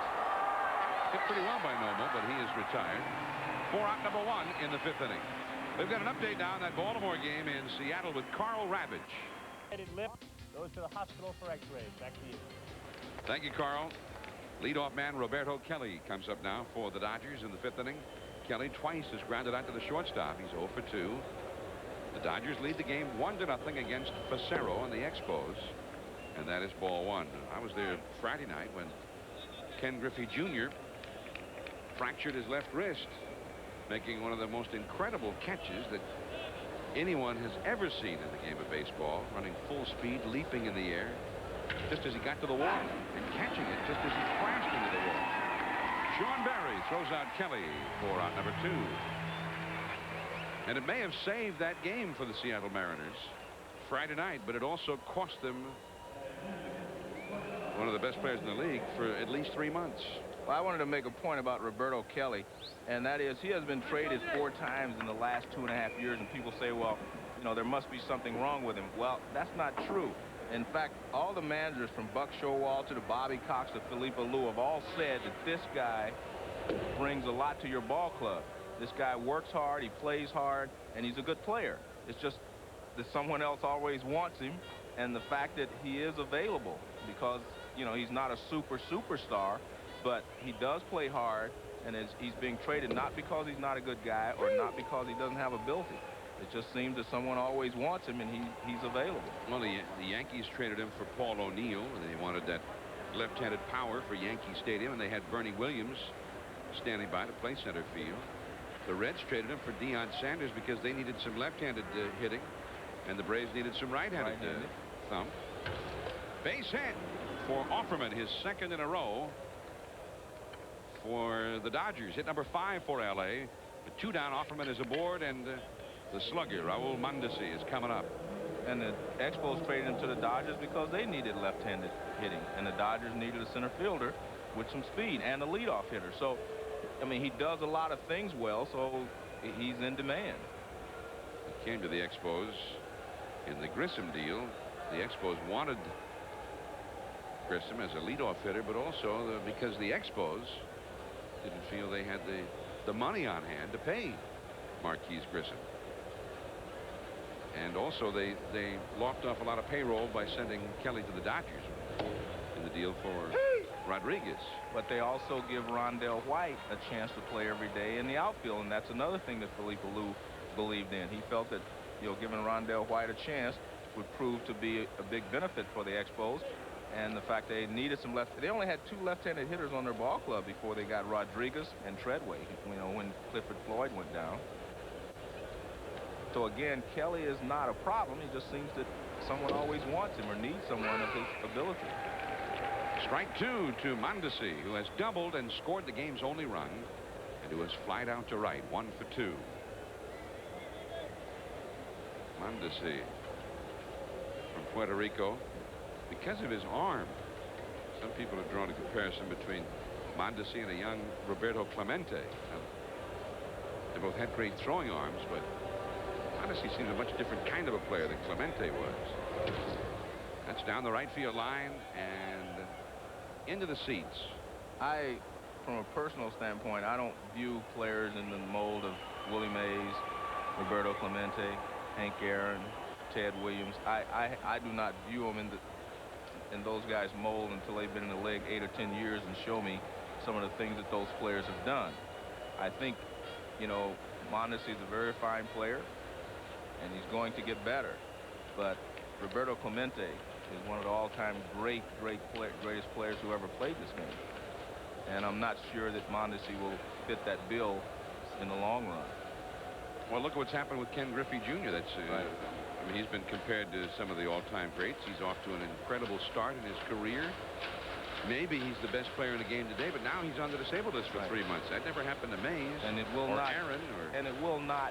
So his statistics will not match up as they had in the past. And I'm glad you brought that up about Ken Griffey Jr. I've said this over and over, that he was the best young defensive player I'd ever seen. And I'm not talking about now, I'm talking about from his first year. And he has always shown no fear crashing into walls.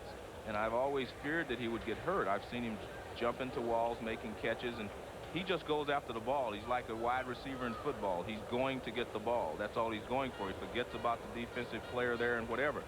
And I think that really hurt him in this case, because that was just a fantastic catch he made, but, you know, was it worth it in the long run? What he said about it afterward was just what you alluded to. He said, well, my team needed me to catch. We needed that out. Yes. We had a 1-run lead. Yes. And that's the only thing that he thought about at the moment. And I mean, and that's the mark of a great player. I mean, his job is to go get the ball. Strike 3 call to Mondesi. 6th strikeout for Fassero. Offerman is stranded. Halfway through it, 1-0 Dodgers. 1-0 Dodgers as we go to the last of the 5th inning. Montreal coming up. Felipe Alou's ball club in need of a run as Jeff Fassero, the pitcher, leads off. He takes ball 1 from Nomo. Nomo now has 73 pitches thrown in this ball game. Fassero struck out his first time. He takes a called strike here. Nomo with 7 strikeouts in the game. He has walked 3 and has allowed only 2 hits as he leads 1-0. Strike 2. 1 ball and 2 strikes. Tarasco, the leadoff hitter, is on deck, and then Will Cordero do a third of the inning. 1 run, 5 hits for the Dodgers. No runs, 2 hits for the Expos. Fassero fought that one off. 1 ball, 2 strikes.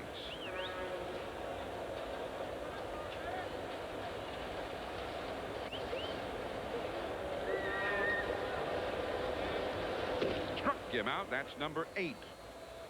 Moises Alou, been compared to his father Felipe with his style at the plate. We asked him to kind of analyze the comparisons and contrast it.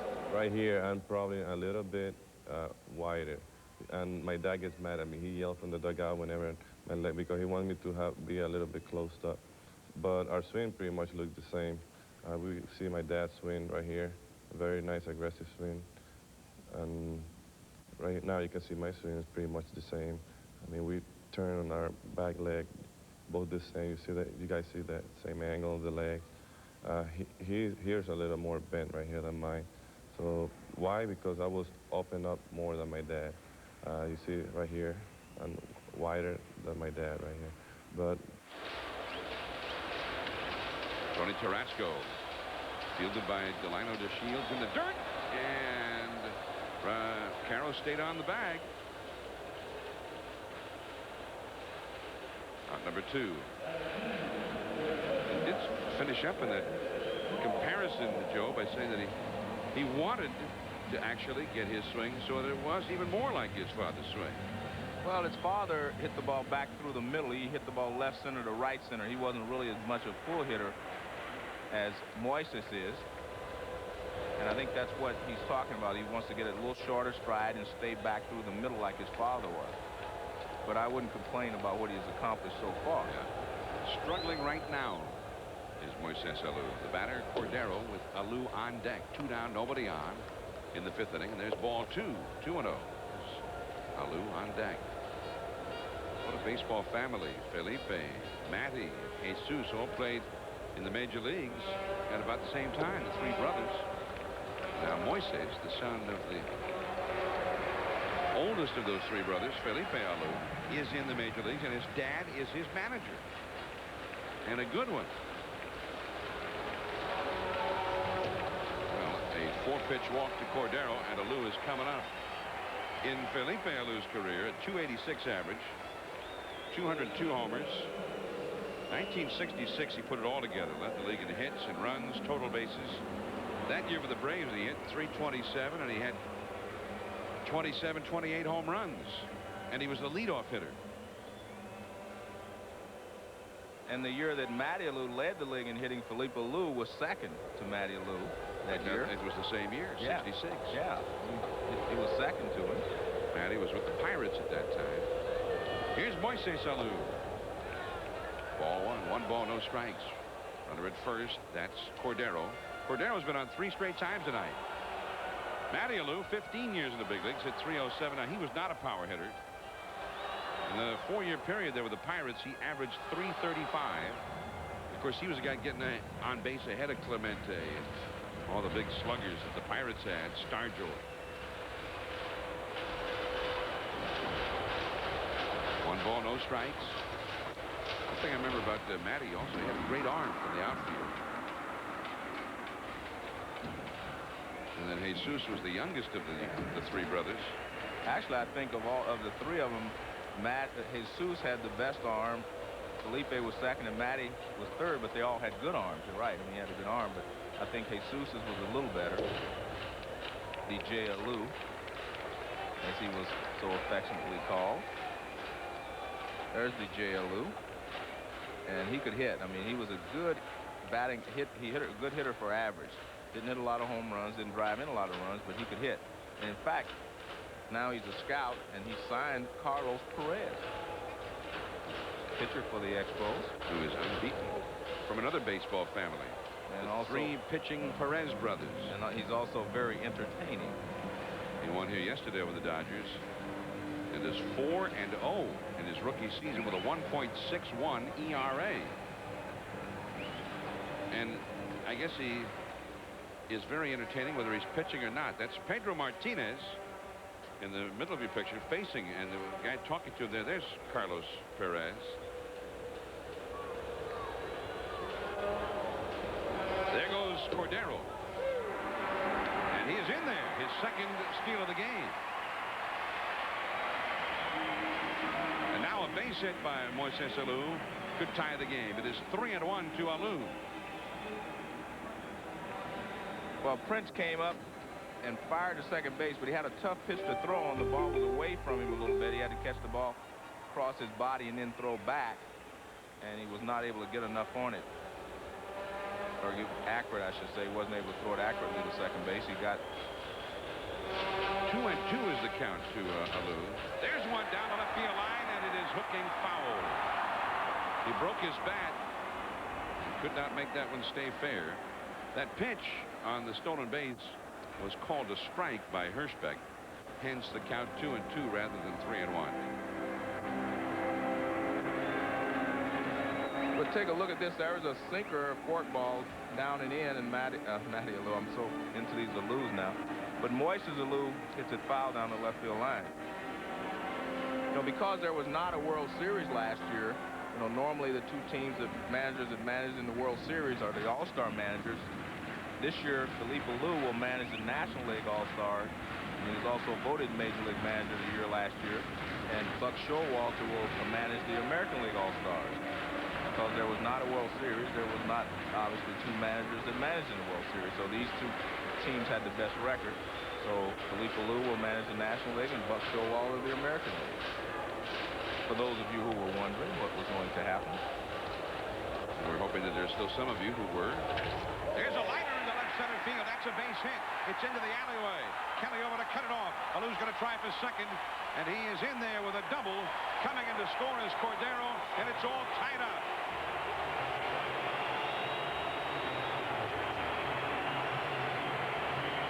So the stolen base plays dividends for Will Cordero and the Expos. As we take a look, he tries to sneak a fastball by Alou, and he can't get it by him.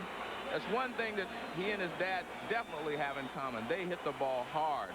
Their line drives are real solid line drives, and that's a line drive with the gap. Kelly cuts it off, but he can't hold Alou to a single. And here is Henry Rodriguez. Rodriguez has struck out twice against Nomo. He takes ball one. 1-1 in the fifth inning. Now, if Rodriguez can get a base hit, the Expos can go ahead. Nomo giving up a run for the first time in the game. Too high. 2-0. A right-handed hitter, but a good one. Rondell White is on deck. Now, out to the mound is Tom Prince, and here comes the pitching coach, Dave Wallace. I think if you're Tommy Lasorda, which, you know, we got a shot of him in the dugout, I think his problem was that why would you throw Moises Alou a 3-2 fastball, you know, with a tying run at second base? Go ahead and throw him a forkball. If you don't get him out, you already handle Rodriguez easily. But he is the best hitter on that ball club still, and you throw him a 3-2 fastball.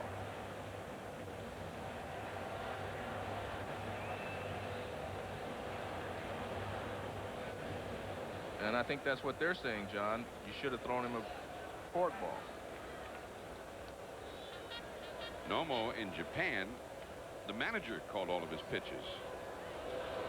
There's a forkball, but it's too low. 3-0 to Rodriguez.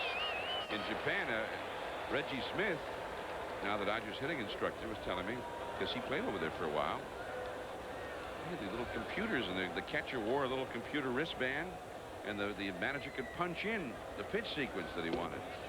Well, there's ball four. Fourth walk by Nomo. There's Reggie Smith. But he said the manager always called the pitches. A catcher could maybe argue with the manager about it. You know, say, no, we should throw something else. But the pitcher was never allowed to argue. He had to throw whatever was called for.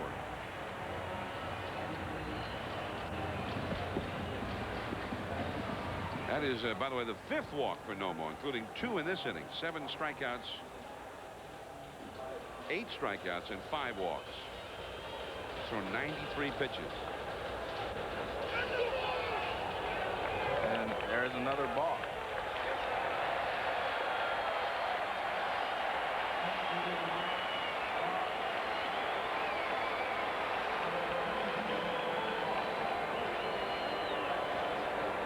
Could be very costly now if White could get ahead.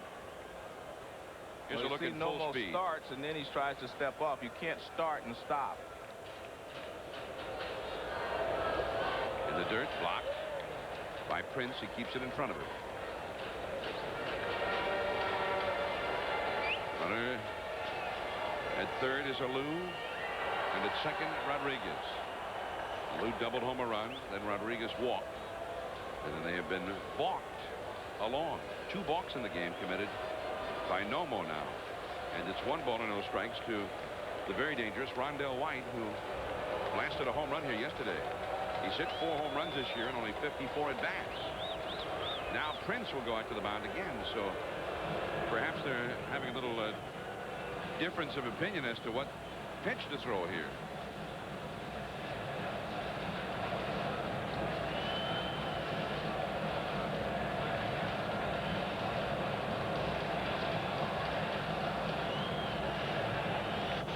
You have to be careful if you're Tom Prince on what you call, because Nomo has 4 wild pitches already this year. And with a runner at third, that's the last thing you can afford here. Good job by Prince. Get in front of that one. 2-0. You're in a tough situation because you do not want the pitcher to throw the pitches up, but you do not want him to bounce it either. So he has to find the zone that he can stay in, and without bouncing it, and also without hanging it. 3-0. Michael Lansing is on deck. Rondell White in this game has struck out and walked.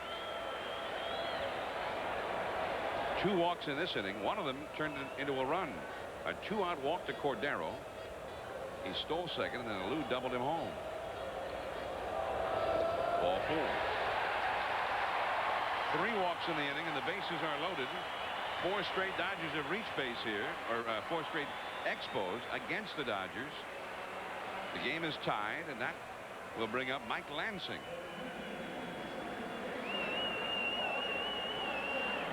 Lansing has 4 home runs for the year, including 2 3-run homers and 1 grand slam. Although he's not anybody's idea of a power hitter, but he's managed to hit a few already this year. The Dodgers are going to get Greg Hansel up in their bullpen. Bases loaded, 2 down. 1-1 tie.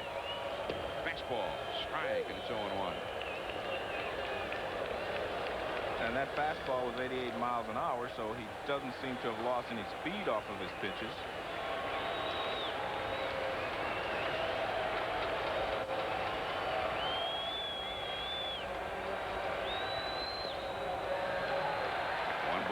Strike. But as we mentioned, the Expos have batted around a couple of times now, and you see fewer and fewer of them chasing that fork ball in the dirt, as we saw at the beginning of the ball game. We saw him chasing that fork ball a lot at the beginning of the game, but we do not see that here the 3rd time around. Strike 2 called. A fastball over the outside. And that is about as perfect a pitch as you can make with the bases loaded in that situation. Knee high outside corner. 89 miles an hour.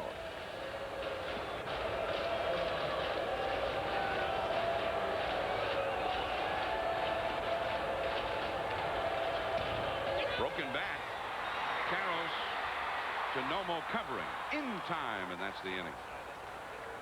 The Expos get 1 and leave the bases loaded. They have stranded 8 men in this game through 5 innings. Eric Carroll's coming up. It's tied up. From Olympic Stadium in Montreal, ESPN Sunday Night Baseball. We're heading to the 6th inning. The Dodgers won, and now the Expos won, as Eric Karros leads off against Jeff Fassero. Karros drove in the game's first run all the way back in the 1st inning with a single to center. Now it is a tie ball game as he bats here in the 6th. A strike from Fassero over the outside. Karros struck out his last time. Fassero has 6 strikeouts with 1 walk. Nomo 8 strikeouts with 6 walks. 6 walks in only 5 innings by Nomo. Look out. 1 ball, 1 strike. 1 run, 5 hits for the Dodgers. 1 run, 3 hits for the Expos. However, despite only 3 hits, the Expos have left 8 men on base. The Dodgers left 5 men on, for that matter, through 5 innings. A lot of base runners, very few runs. Well, both pitchers have been able to pitch out of trouble. Eric Karros hitting .373 for the year. Cordero.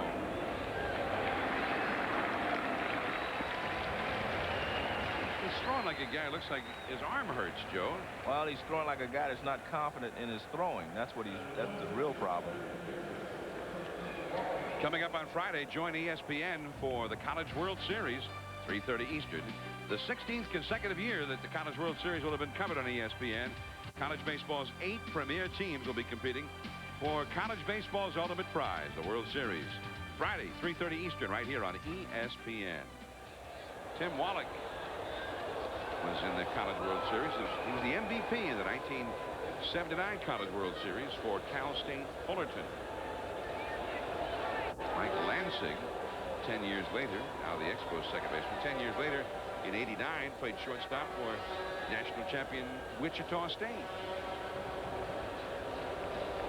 One strike to count. Right second. This is Lansing. Can he get him? Yes! What a play!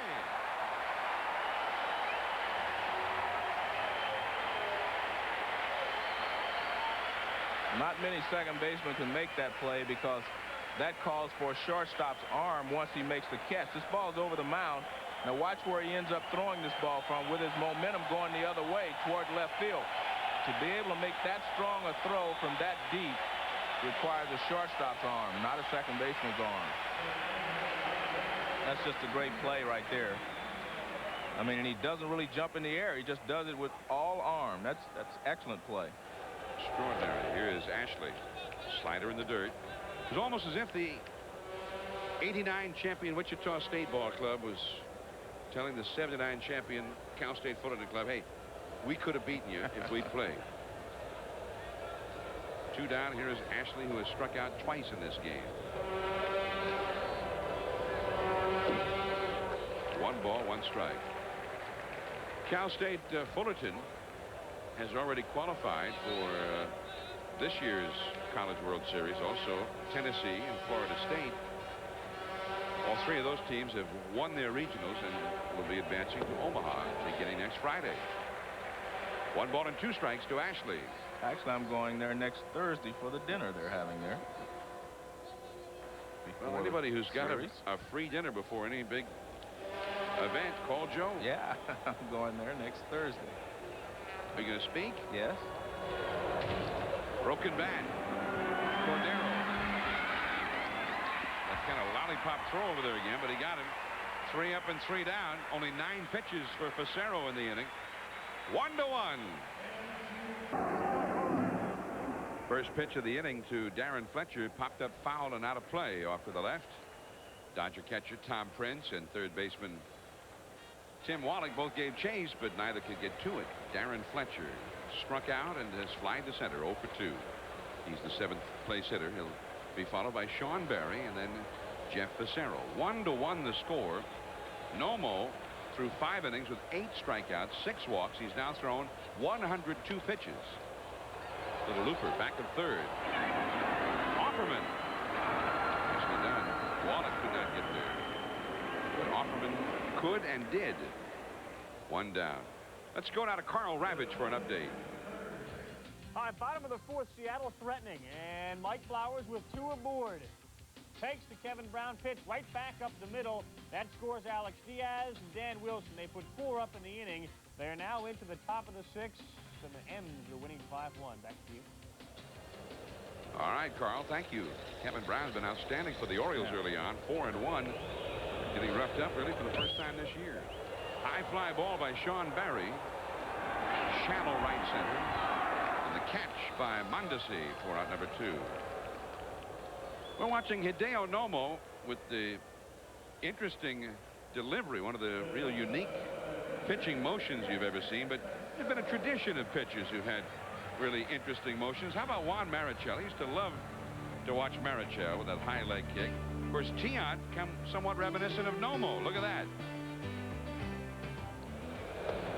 Here is Fassero, the pitcher.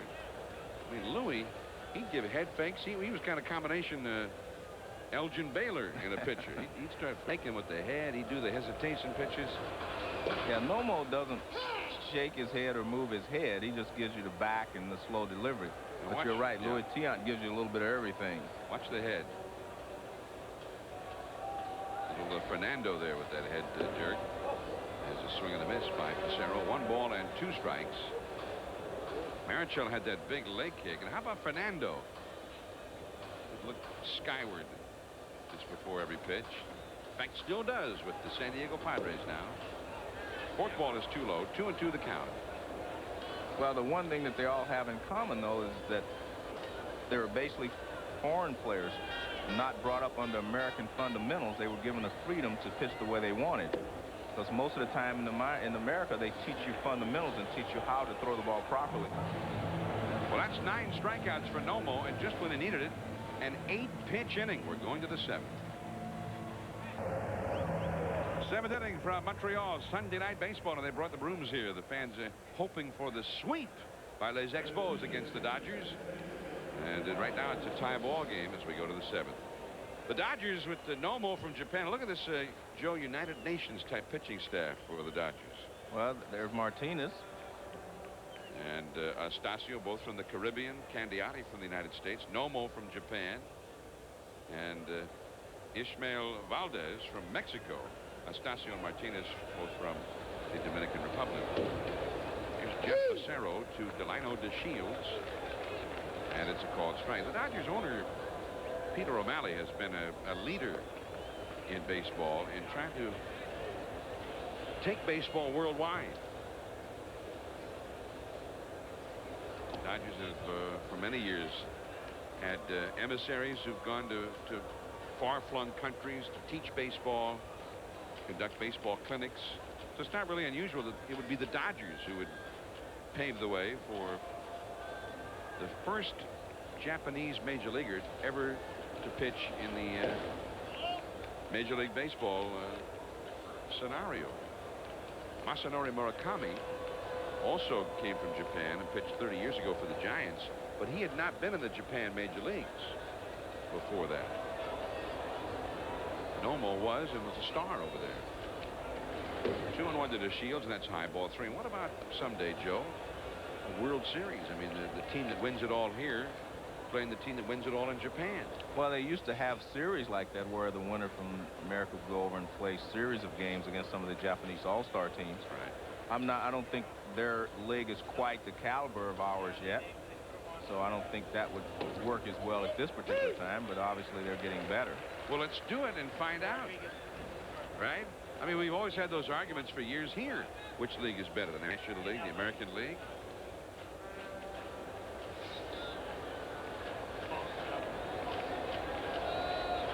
Three and 2 the count to DeShields. There's a pop-up.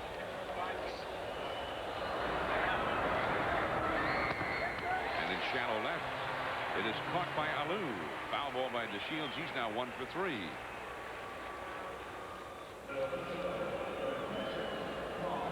There is Felix Rodriguez, just called up from Albuquerque. He arrived tonight. And he is now warming up for the Dodgers. Nomo is due up 3rd in the inning. Rudy Seañez injured himself yesterday and was put on the disabled list, and Rodriguez replaced him. Here is Tom Prince, the 8th place hitter, taking ball 1. 1-1 in the 7th inning here in Montreal. 1 out, nobody on. Gary Ingram has come out of the on-deck circle for the Dodgers to hit for Nomo, apparently. That one is out of play. But you know what I'm saying, Joe? The Olympic Games, they sent the NBA players over there to compete for the U.S. And I mean, they annihilated everybody. Wasn't even close. Yes. In those games. But, you know, it created a lot of notoriety for the NBA and a tremendous amount of interest in that club. So why not have a true international World Series with the team that wins the Major League Baseball World Series facing the Japanese? I mean, if they annihilate them, they annihilate them. Maybe they won't. Could end up being an embarrassment for Major League Baseball.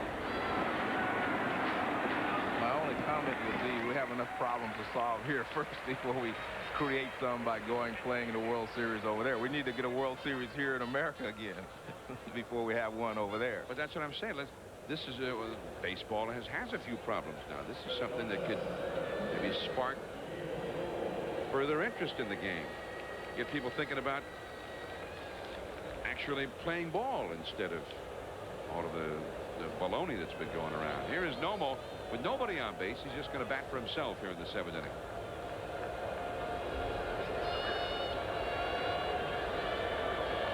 Two down, nobody on. And a fastball in for a strike. Nomo struck out and flying to center. Ingram had been out on deck. But then when Prince went down, Ingram went back to the dugout.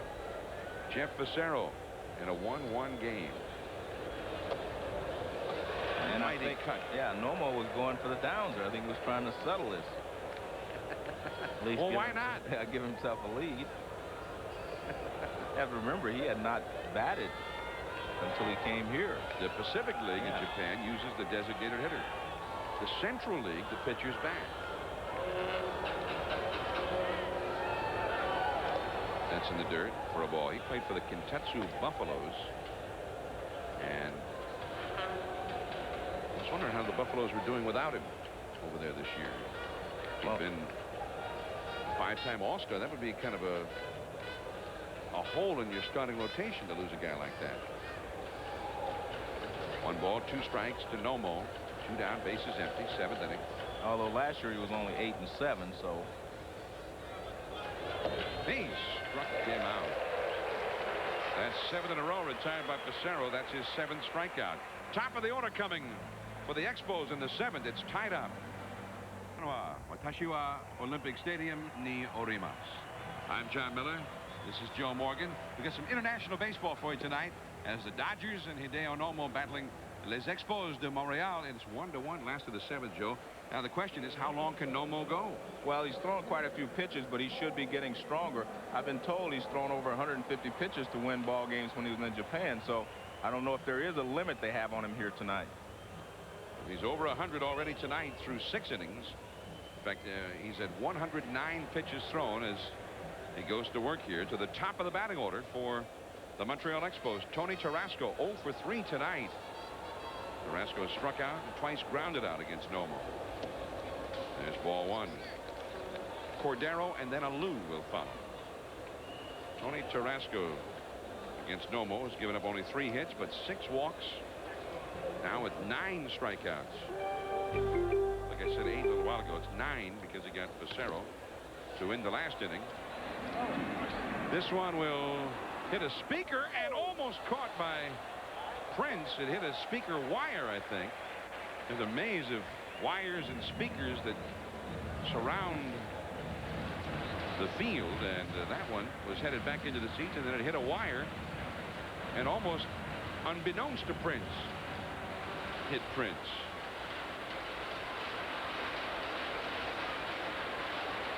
What's the ground rule in this ballpark on that? Plus, the ball's in play. If it comes back, you can catch it. So it would have been an out, and he caught it. I think he wasn't even aware that it was on its way down, though. This is a real wild one thrown by Nomo.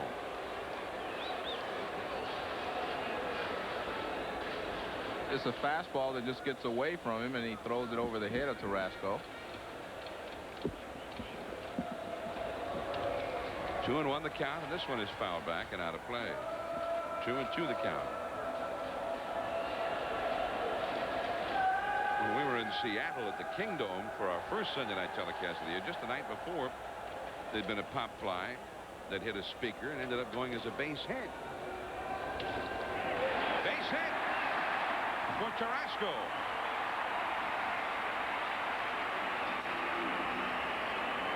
Hit number 4 for Montreal, and we'll bring up Cordero, who has been on base 3 straight times. And again, you get a chance to see a guy 3 times. You're able to kind of work your way through his motion and the movement of the ball. That was a fork ball, and he waited on it and hit it in the right field for a base hit. Good hitting there. Real good level swing there from Tarasco.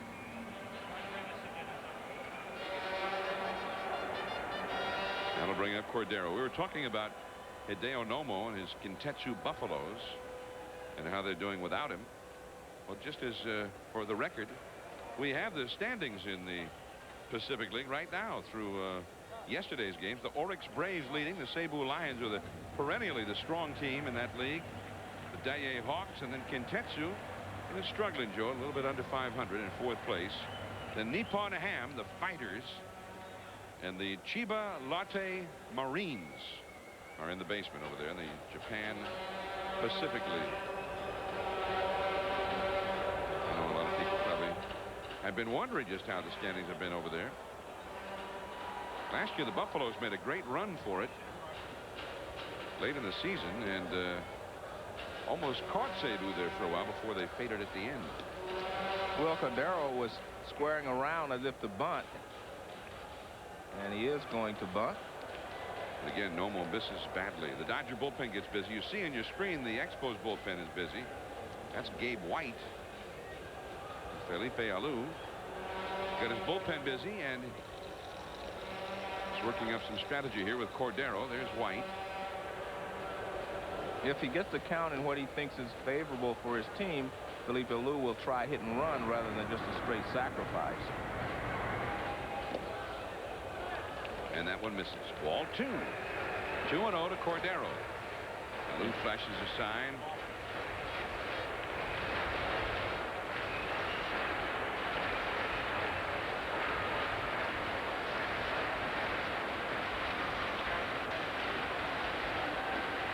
Jerry Emanuel is the third base coach. See Wallach moving in at third base. Still moving in. Ball. No, strike called on the outside. I beg your pardon. And Will Cordero thought it was the ball also. And he took it. 2-1 the count. Joey Eischen and Felix Rodriguez both up in the Dodgers bullpen.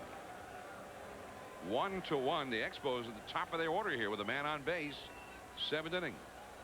2-1 the count. The bunt, but foul. Now it is 2-2.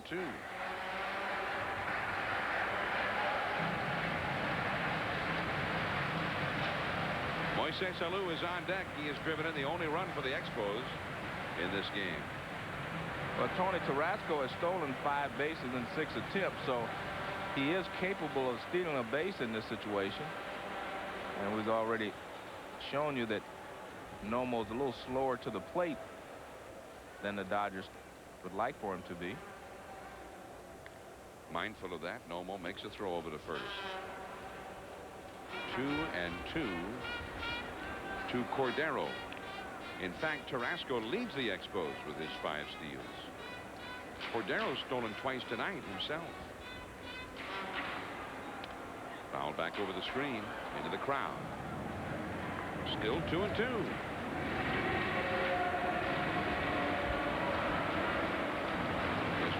Third base coach relaying the signs.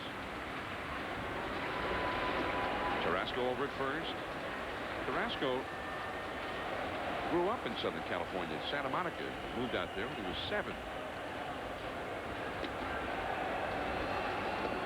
The swing. The appeal. Denied by Frank Pulley, the first base umpire.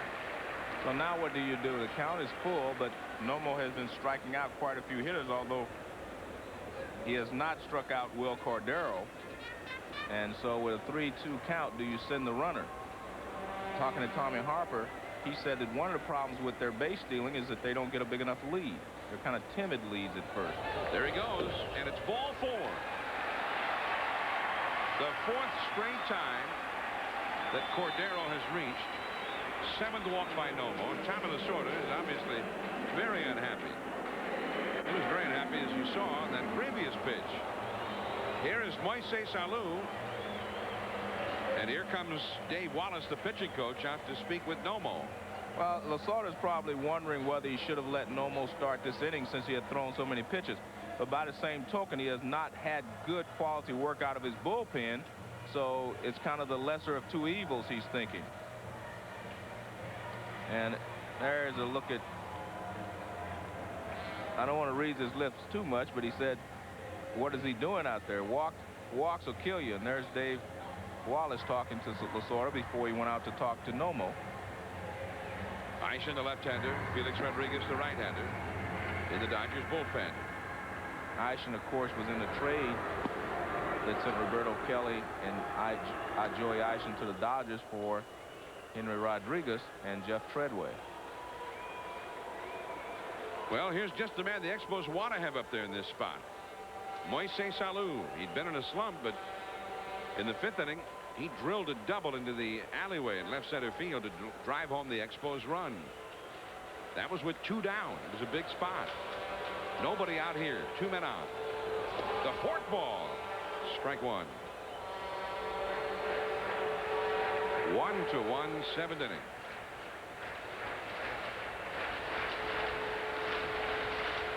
Henry Rodriguez is on deck. Carrasco, the runner at second base, the possible go-ahead run. Cordero, the runner at first. They both run real well.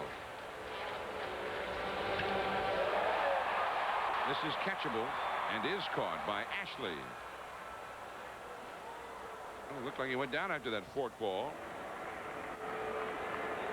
So Nomo gets Alou. We'll take a look at Nomo's motion. Gives you a little elbow, a little glove, and there's the tumble of the fork ball. And Alou was right on it. Just hung up there for Billy Ashley in left field. Well, that's going to do it for Nomo. With the left-handed batter up, Lasorda's going to go to his lefty. Joey Eischen, 2 men on, 1 man out. We'll be back. Joey Eischen, formerly with the Expos, picked up, as Joe mentioned, in the Roberto Kelly trade by the Dodgers, and now here he is in a big spot in the ball game trying to preserve a tie. He comes on to face one of the men for whom he was traded, Henry Rodriguez, with 2 men on and 1 man out. Eischen from West Covina, California, just turned 25, facing Rodriguez on Wednesday against the Padres. In his first game with Montreal, Henry Rodriguez did this, a 2-run homer against Andres Berrumen in the 8th inning. The Padres were leading 2-1 when he hit the 2-run shot. Now he's trying to hurt the Dodgers. Slider from Eischen, and it misses, ball 1. Well, one thing about Rodriguez, they got him because they wanted a left-handed bat, but he also hits left-handers well. He's had a better batting average against left-handed pitching the last 3 years than he has against right-handed pitching. So he does handle left-handed pitchers pretty well.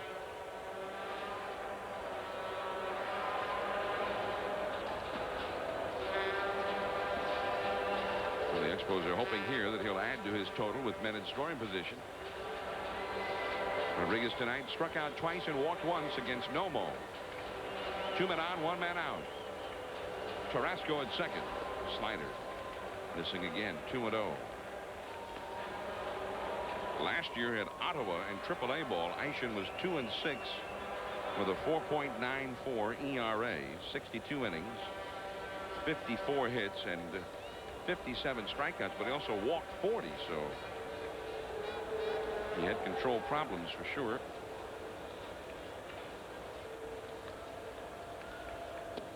Fastball misses, and it is 3-0. Friday night against the Expos for the Dodgers, Eischen had 2 innings of pitching without allowing a run or a hit, and he struck out 3 in that ball game. Although the Expos won the game, they've won the first 2 games of this series. 3-0 the count. The right-handed batting Rondell White on deck, and it's a 4-pitch walk, and the bases are loaded with 1 out. That is the 8th walk allowed by Dodgers pitching in this game. And Dave Wallace comes out and is calling for Felix Rodriguez, the right-hander, to face Rondell White. 1-1, bases loaded, 1 out in the 7th inning. White coming up, Rodriguez coming in. Before they moved into Olympic Stadium, Joe Morgan played there many a time, and it was kind of a fun place for the Expos and their fans as an expansion team. In 1969, had kind of an intimate atmosphere. It had a lot of things that this ballpark never has had. That was a very intimate ballpark. I think that was the key. Fans were close to the players, and that was great, especially when you're starting the new ball club coming into the league. This guy Rodriguez throws awfully hard, and he was a converted to a pitcher, and he throws awfully hard. Has a real good fastball, and that's basically his pitch. Trying to keep Nomo from a loss here. The bases are loaded, and there's strike 1 called. Carrasco, the runner at third. Cordero at second, and Rodriguez at first as Rondell White stands in. White has struck out and twice has walked. 0 for 1. He hit a long home run here yesterday. Reach for a slider, and it's 0-2. Felix Rodriguez was called up in the minor leagues 9 days ago, and then sent back out, and then was called up again today with the placing of Rudy Seañez on the disabled list. 1-2. Jeff Fassero. He's pitched 7 strong innings, given up just 1 run and 5 hits. He's already won 5 games, but right now he just has a tie. Meanwhile, Hideo Nomo cannot win this game, but he definitely could lose it. And he has not lost a game yet either. He is 0-0, or was through his first 5 starts. About the worst scenario, I guess, for a starting pitcher to leave in a spot where somebody else determines whether you can get a loss, and you know you can't even win the game. And you can't get out of the jam yourself. 1-2. There's a long drive to left field. It's a grand slam for White. 5-1 Expos.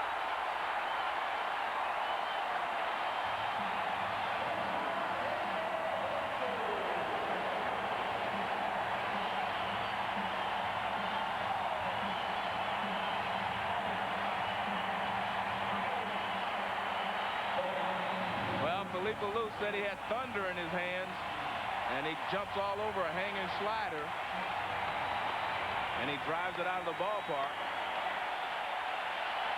And I'm sure Lasorda's shaking his head. He says Rodriguez's best pitch is a fastball, and he threw him a slider.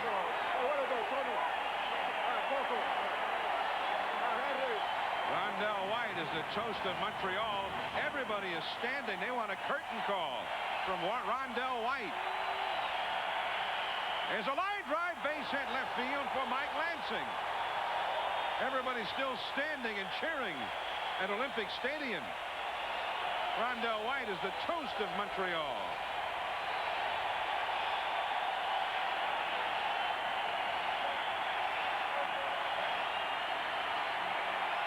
Here he comes.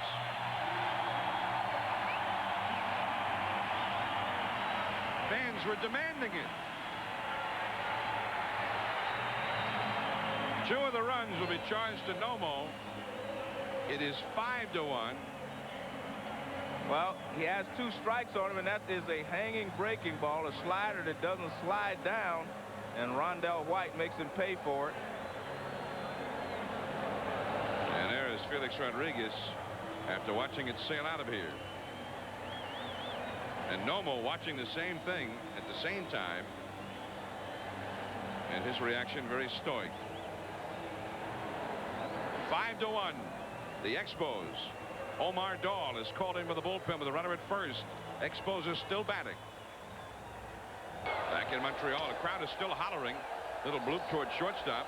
It falls, and the runner, who was Lansing, had to hold, thinking he was going to be caught, so he is forced out. And what they did there, Offerman, not catching the ball, was able to get the fast runner off the base paths, and the catcher, Darren Fletcher, is now there instead.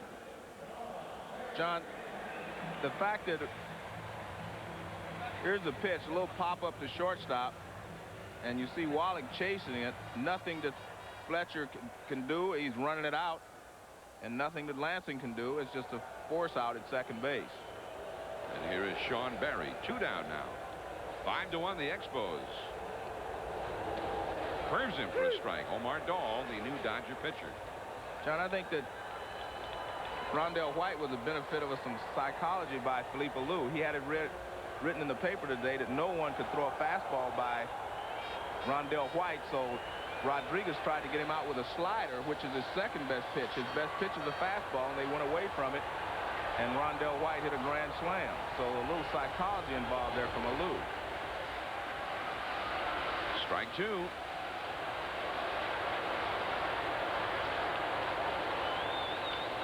When I read that in the paper today, I said, well, they're going to make sure that the guys do not challenge him with a fastball. And maybe that's exactly what Felipe Alou wanted in this situation. Philippe said that Rondell White was the best he'd seen at hitting the fastball. Yeah. 1 ball and 2 strikes. Well, pretty good crowd at Olympic Stadium tonight. The Canadiens not in the Stanley Cup playoffs. And what a reaction by the fans here. I mean, this place was jumping after that grand slam. Foul ball. Barry 1 for 3 in the game. Rondell White. His first grand slam what a moment for it on Sunday Night Baseball to break a 1-1 tie with the Dodgers in a game where the Expos could not get that big hit. They had gone 1 for 8 with runners in scoring position as a team tonight. It's been a frustrating game for them until Rondell White put them all on his shoulders. Mondesi in shallow right, and that is the inning. 8 men bat, 4 scored, 2 charged to Hideo Nomo. The hanging slider up into the stands. Top of the order coming for the Dodgers. 5-1 Expos. Rondell White, the hero so far for the Expos. You see that wristband that he's wearing there? That is the wristband that belongs to his good friend and teammate Cliff Floyd, and he's been wearing it in honor of Cliff Floyd, which is a nice gesture. Floyd, who just suffered a terrible injury in New York recently, will be lost for the season. There's a called strike from Jeff Fassero to Roberto Kelly, the leadoff man. This is the way Cliff Floyd's left arm and left hand look these days. I mean, he had some serious surgery, and they're not done yet. There's another surgery he's going to have to undergo for some ligament damage that he sustained, in addition to the various broken bones. Roberto Kelly has been kept off the bases tonight. He has grounded out 3 straight times. Jeff Fassero looking strong for his 6th win of the year, but that's a base hit for Kelly. Hit number 6 for the Dodgers. Join ESPN Thursday afternoon at 4 Eastern, 1 Pacific for ESPN. Jose Offerman 2 for 3 against Fassero, and 7 for 11 lifetime against Fassero. Now, if he can get aboard, the Dodgers could start making things interesting again with the big guys coming up. Offerman shows bunt, takes strike 1 over the outside. The Expos bullpen is busy. They have Tim Scott warming up out there now. They had Jeff Shaw up for a while too, but only Scott is throwing now. There he is, number 54. Well, Melo Rojas is their closer, but they're not planning on using him tonight. He pitched in last night's ball game to get a save. And he is their stopper now. He has replaced John Wetland. It's a little easier to trade Wetland, knowing that they had a guy like Rojas out there. And Rojas has pitched in 3 of the last 4 days, so they want to give him a day off today.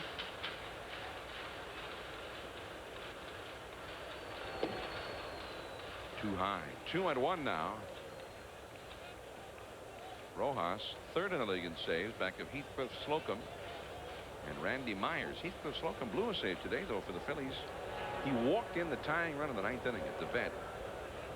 And then in the 10th inning, with a new life, the Padres scored 9 times, and they won the game 13-5 over the Phils. We'll be in Philly tomorrow night, the Dodgers and the Phillies. The second half of our Memorial Day doubleheader. Fouled out of play by Offerman. 2-2 the count.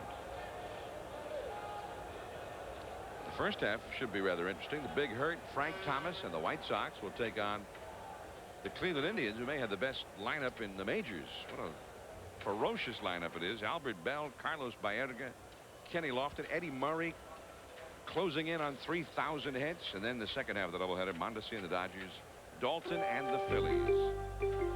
Tomorrow on ESPN. Offerman trying to get aboard here with Mondesi on deck. And he does. Base hit, center field. And Fassero, well, maybe he's losing it, Joe. Well, he's given up 2 base hits in an inning for the first time in the ball game. Well, since the first inning, I should say. Gave up a double to Mondesi and a single to Karras in the first inning. And Felipe Lewis coming out. Looks like he's going to make a double switch. He's bringing in Tim Scott to pitch, and if there's another part of the move, we'll tell you about it when we return. 5-1 Expos. Jeff Fassero, he departs with a 4-run lead, and his well, his fate in terms of winning his 6th now in the bullpen's hand. But look at the ovation he got when he left.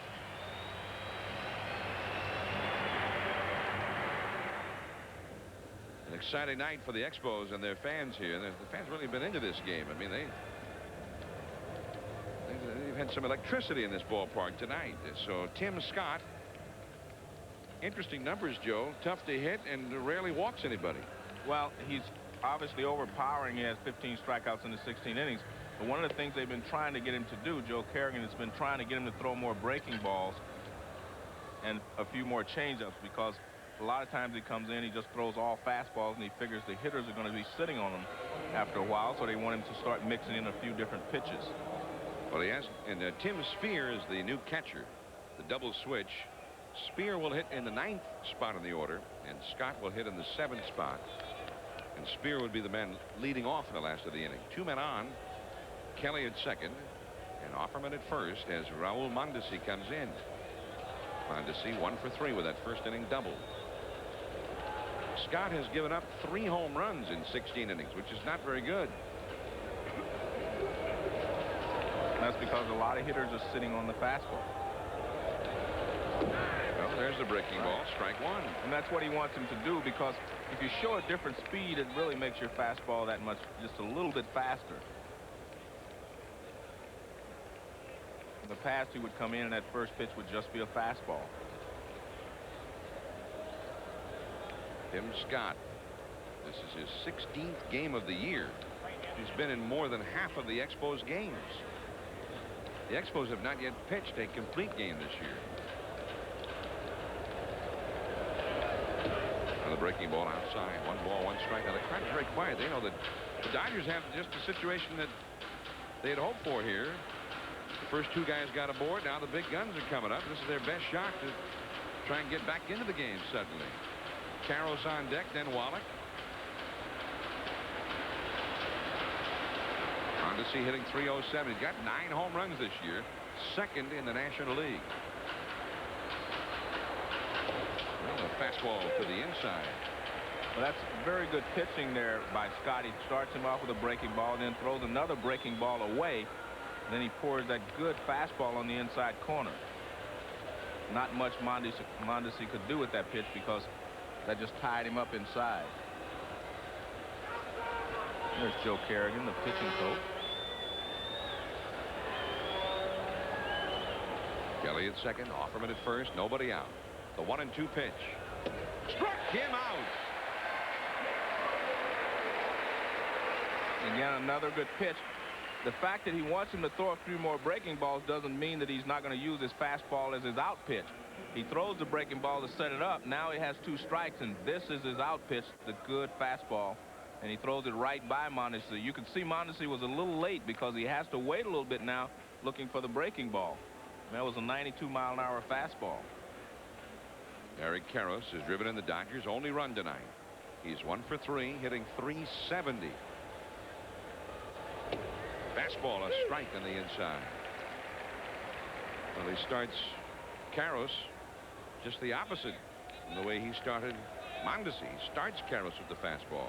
But again, it was a good location in that it was in and tight and up a little bit.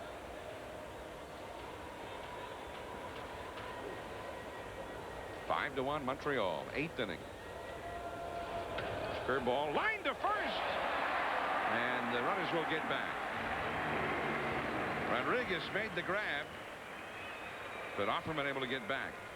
Hit real hard, and Lasorda cursing his bad luck. Well, it was a hanging breaking ball. This one's right in the middle of the plate. Not a good pitch. And Karros lines it, but he happened to line it right at Rodriguez at first base. He chases Offerman back, but Offerman wins that race. 2 down, and that leads it to the former Expo, Tim Wallach, who spent so many years here in Montreal. Wallach tonight is 0 for 2 with a walk. Breaking ball in the dirt. 2 men on, but 2 men out now. 5 to 1 Expos. They had a 1-1 ball game. The Dodgers got 1 in the first. The Expos did not score until Alou's double in the 5th drove in Cordero to tie it. And then in the 7th, a grand slam by Rondell White. Rondell White with his 5th home run in only his 55th at bat of the year.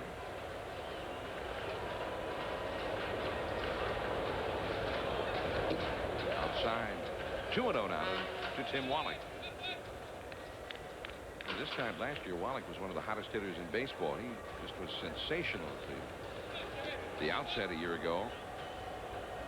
Finished up last year hitting .280 with 23 homers, 78 batted in before the strike.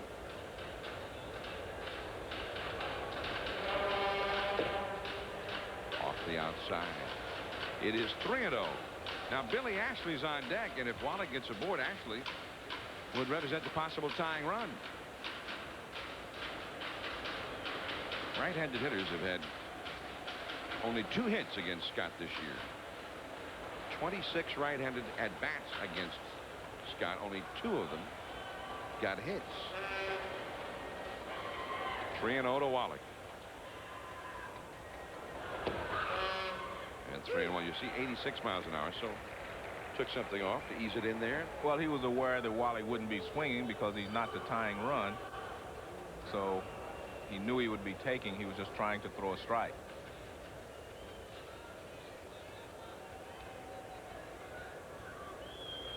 Kelly and Offerman, the 2 base runners, ready to go on anything with 2 down in the 8th inning. And the bases are loaded. A walk to bring up Ashley. And the Dodgers now need Ashley to do what Rondell White did in a similar spot in the 7th inning. Joe Kerrigan to the mound, dispatched by Felipe Alou to chat with his right-hander, Tim Scott, another guy that's not very well known outside of Montreal, but got some pretty good numbers, Joe, as a setup man. Yes, he has pitched very, very well, and he's normally the setup man for Mel Rojas. But again, as I mentioned, they wanted him to get 6 outs here because Rojas is not going to be used tonight unless there's a real dire emergency.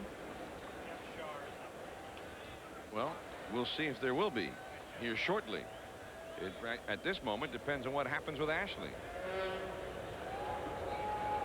Ashley has struck out twice and grounded a short once. Came right after him. 94 miles an hour on the inside. 0-1. Kelly, who singled, is at third. Offerman, who singled, at second. Wallach, who walked, at first. With 2 down in the 8th inning. And I think you'll try to see Scott try to throw his fastball when he throws it right in under the hands in that spot there. They're going inside again right there. That's where you want to pitch Ashley. And I'm not so sure that Ashley can handle this real good fastball. He's had trouble with the breaking balls, and he can't handle the overpowering fastball. So is he coming back with another fastball? Well, right he there? should. If he throws anything else, it's not a good pitch. It should be another fastball even higher than the last one. Fastball, strike 3 call.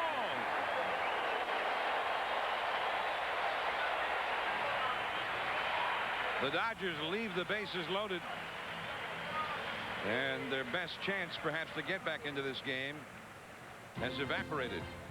Jeff Fassero trying to become the first 6-game winner in the National League. He's closing in on it. Baseball from Montreal. Hoping you're having a happy holiday wherever you are on this Memorial Day weekend. I'm John Miller with Joe Morgan. The Expos are leading the Dodgers 5-1 as we go to the last of the 8th inning. And there is the new pitcher for the Dodgers, Greg Hansel, making his 12th appearance of the year. He's the 5th Dodger pitcher to work in this game. And his numbers so far have not been very impressive.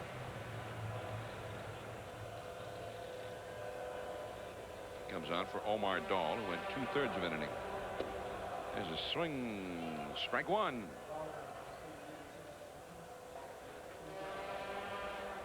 Chris Gwynn is now in left field, replacing Billy Ashley. And Gwynn will hit in the 9th spot, and Hansel will hit number 6, meaning Gwynn will be due up 3rd come the 9th inning.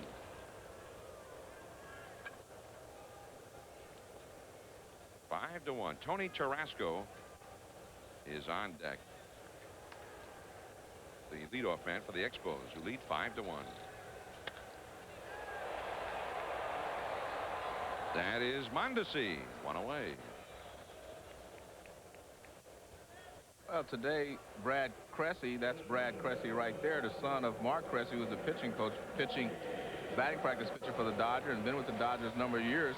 That's his son. He's on the trip with him, and Brad is an excellent catcher. He had 11 home runs this year. There's Mark Cressy. And I talked to Brad before the ball game. He wants to grow up and be a Dodger. A lot of folks want to do that. Here's Tony Tarasco. Now, Tarasco, when he was 7 years old, moved with his dad from New York to Santa Monica. Grew up in a tough section of Santa Monica. And he was a Yankee fan as a kid.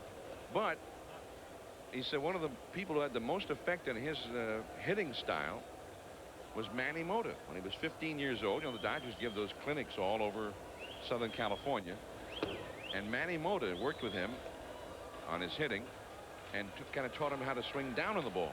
He said, you know, you're probably not going to be a guy who hits 40 home runs a year. And he says he adapted that style and has used it ever since. Well, Manny Mota did have a style that was very level at the ball. He carried his bat high, one of the all-time great pinch hitters. And he hit, you know, his bat was always level, always above, coming from above the ball. I don't believe in the downswing on the ball. I just believe that you keep the bat above the ball at all times until you make contact. 3-2 now to Tony Tarasco, who's 1 for 4. His single in the 7th started the 4-run rally. Strike 3 called. Tarasco called out on strikes. Now we've got an update from the ball game in Seattle. Here's Carl Ravitch. All right, John, thanks very much. Orioles, M's, Bobby Ayala, Kevin Bass, tying run on deck. Tying run stays on deck as Ayala gets his 7th save this season. He is 12 for his last 12, dating back to last year, and the M's win by 3. Back to you, John. Thanks, Carl.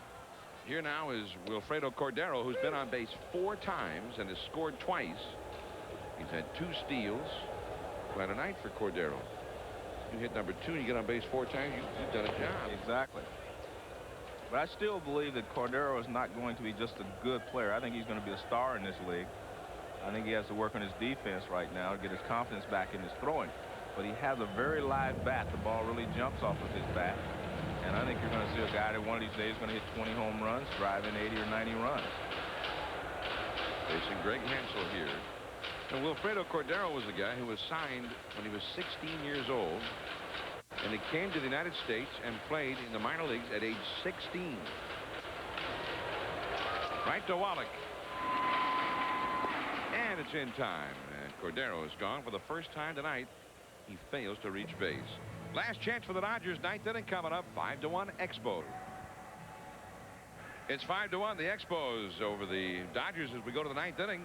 One swing of Rondell White's bat. The difference in this ball game. A grand slam in the 7th inning.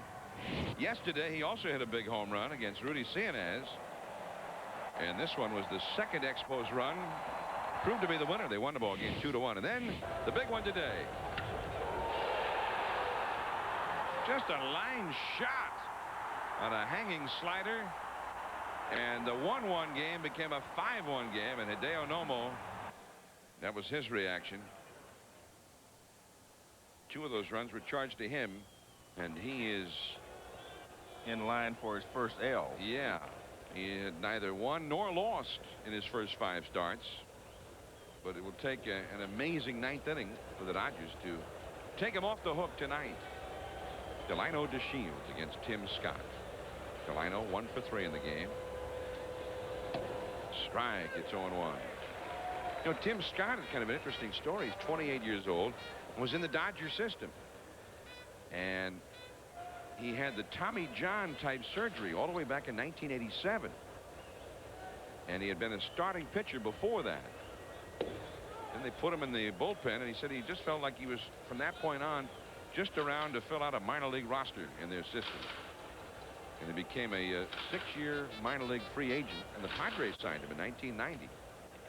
And he said his dream was to pitch against the Dodgers. Well, now here he is, not with the Padres, but with the Expos, pitching against the Dodgers on national television, Sunday Night Baseball.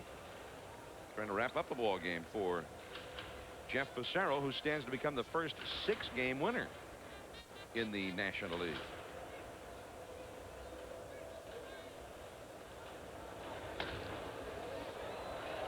Moises Alou, that's 1 away.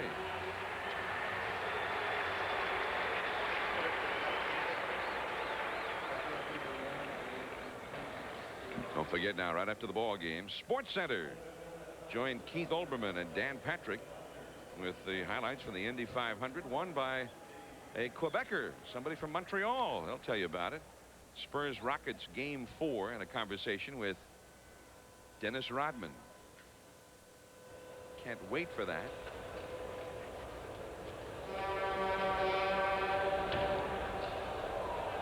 Fouled away by a pinch hitter. This is Dave Hansen, who is the pinch hitter deluxe for the Dodgers. Hansen is hitting .259. He's 1 for 7 as a pinch hitter. His 4th on the Dodgers all-time pinch hit list. Chris Gwynn is on deck. 1 out, 9th inning. Next Sunday night we'll go to Camden Yards in Baltimore. The slumping Orioles. They lost again today. They have lost 2 out of 3 in each stop of their long road trip, including their loss tonight at Seattle. At New York, at Oakland, now Seattle. They're 3-6 on the trip. Rondell White, the center fielder. 2 men down in the 9th inning. Next Sunday, Mark McGuire, who's having a tremendous start for the Athletics. Cal Ripken chasing Lou Gehrig. Rafael Palmeiro also having a great start for the Orioles. Also coming up Thursday, Stanley Cup playoff action. The Western Conference Finals. It'll be the Chicago Blackhawks and the Detroit Red Wings. Game 1 Thursday at 7:30 exclusively on ESPN. 2 down to the 9th inning. Tim Scott 1 out away from securing the 6th win of the year for Jeff Fassero. The only other 6-game winner in the major leagues is Kansas City's Kevin Apier. He won his 6th. I believe it was a Thursday or Friday for the Royals. And that's the strike. And for Hideo Nomo, Joe, he's got to figure out a way, I guess, to cut down on the number of pitches he throws. I mean, he's giving them 5, 6 strong innings, but then he's unable to finish, and that's really the reason he doesn't have a win. Well, he throws a lot of pitches because he strikes out a lot of hitters. But by the same token, the Dodgers haven't scored a lot of runs for Nomo in the 3 games that I've watched. He pitched 7 shutout innings against the Giants his first start, and they didn't win it. He gave up 1 run, I guess, to Pittsburgh. He didn't win. And today, actually, he was in a tight ball game again. So the Dodgers have not scored a lot of runs in the games that he has pitched.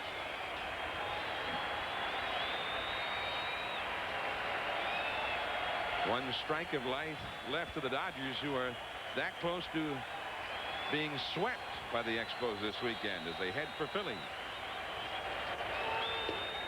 2-2.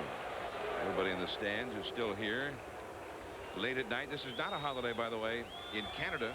Tomorrow's a working day and a school day here. Some of the folks have left, but those who are still here on their feet. Yeah. 1 strike away from the sweep. They've broken the brooms out. To short, Cordero. Game, set, and match. 3-0. The Expos have swept the Dodgers. 5-1 the final tonight. The grand slam by Rondell White.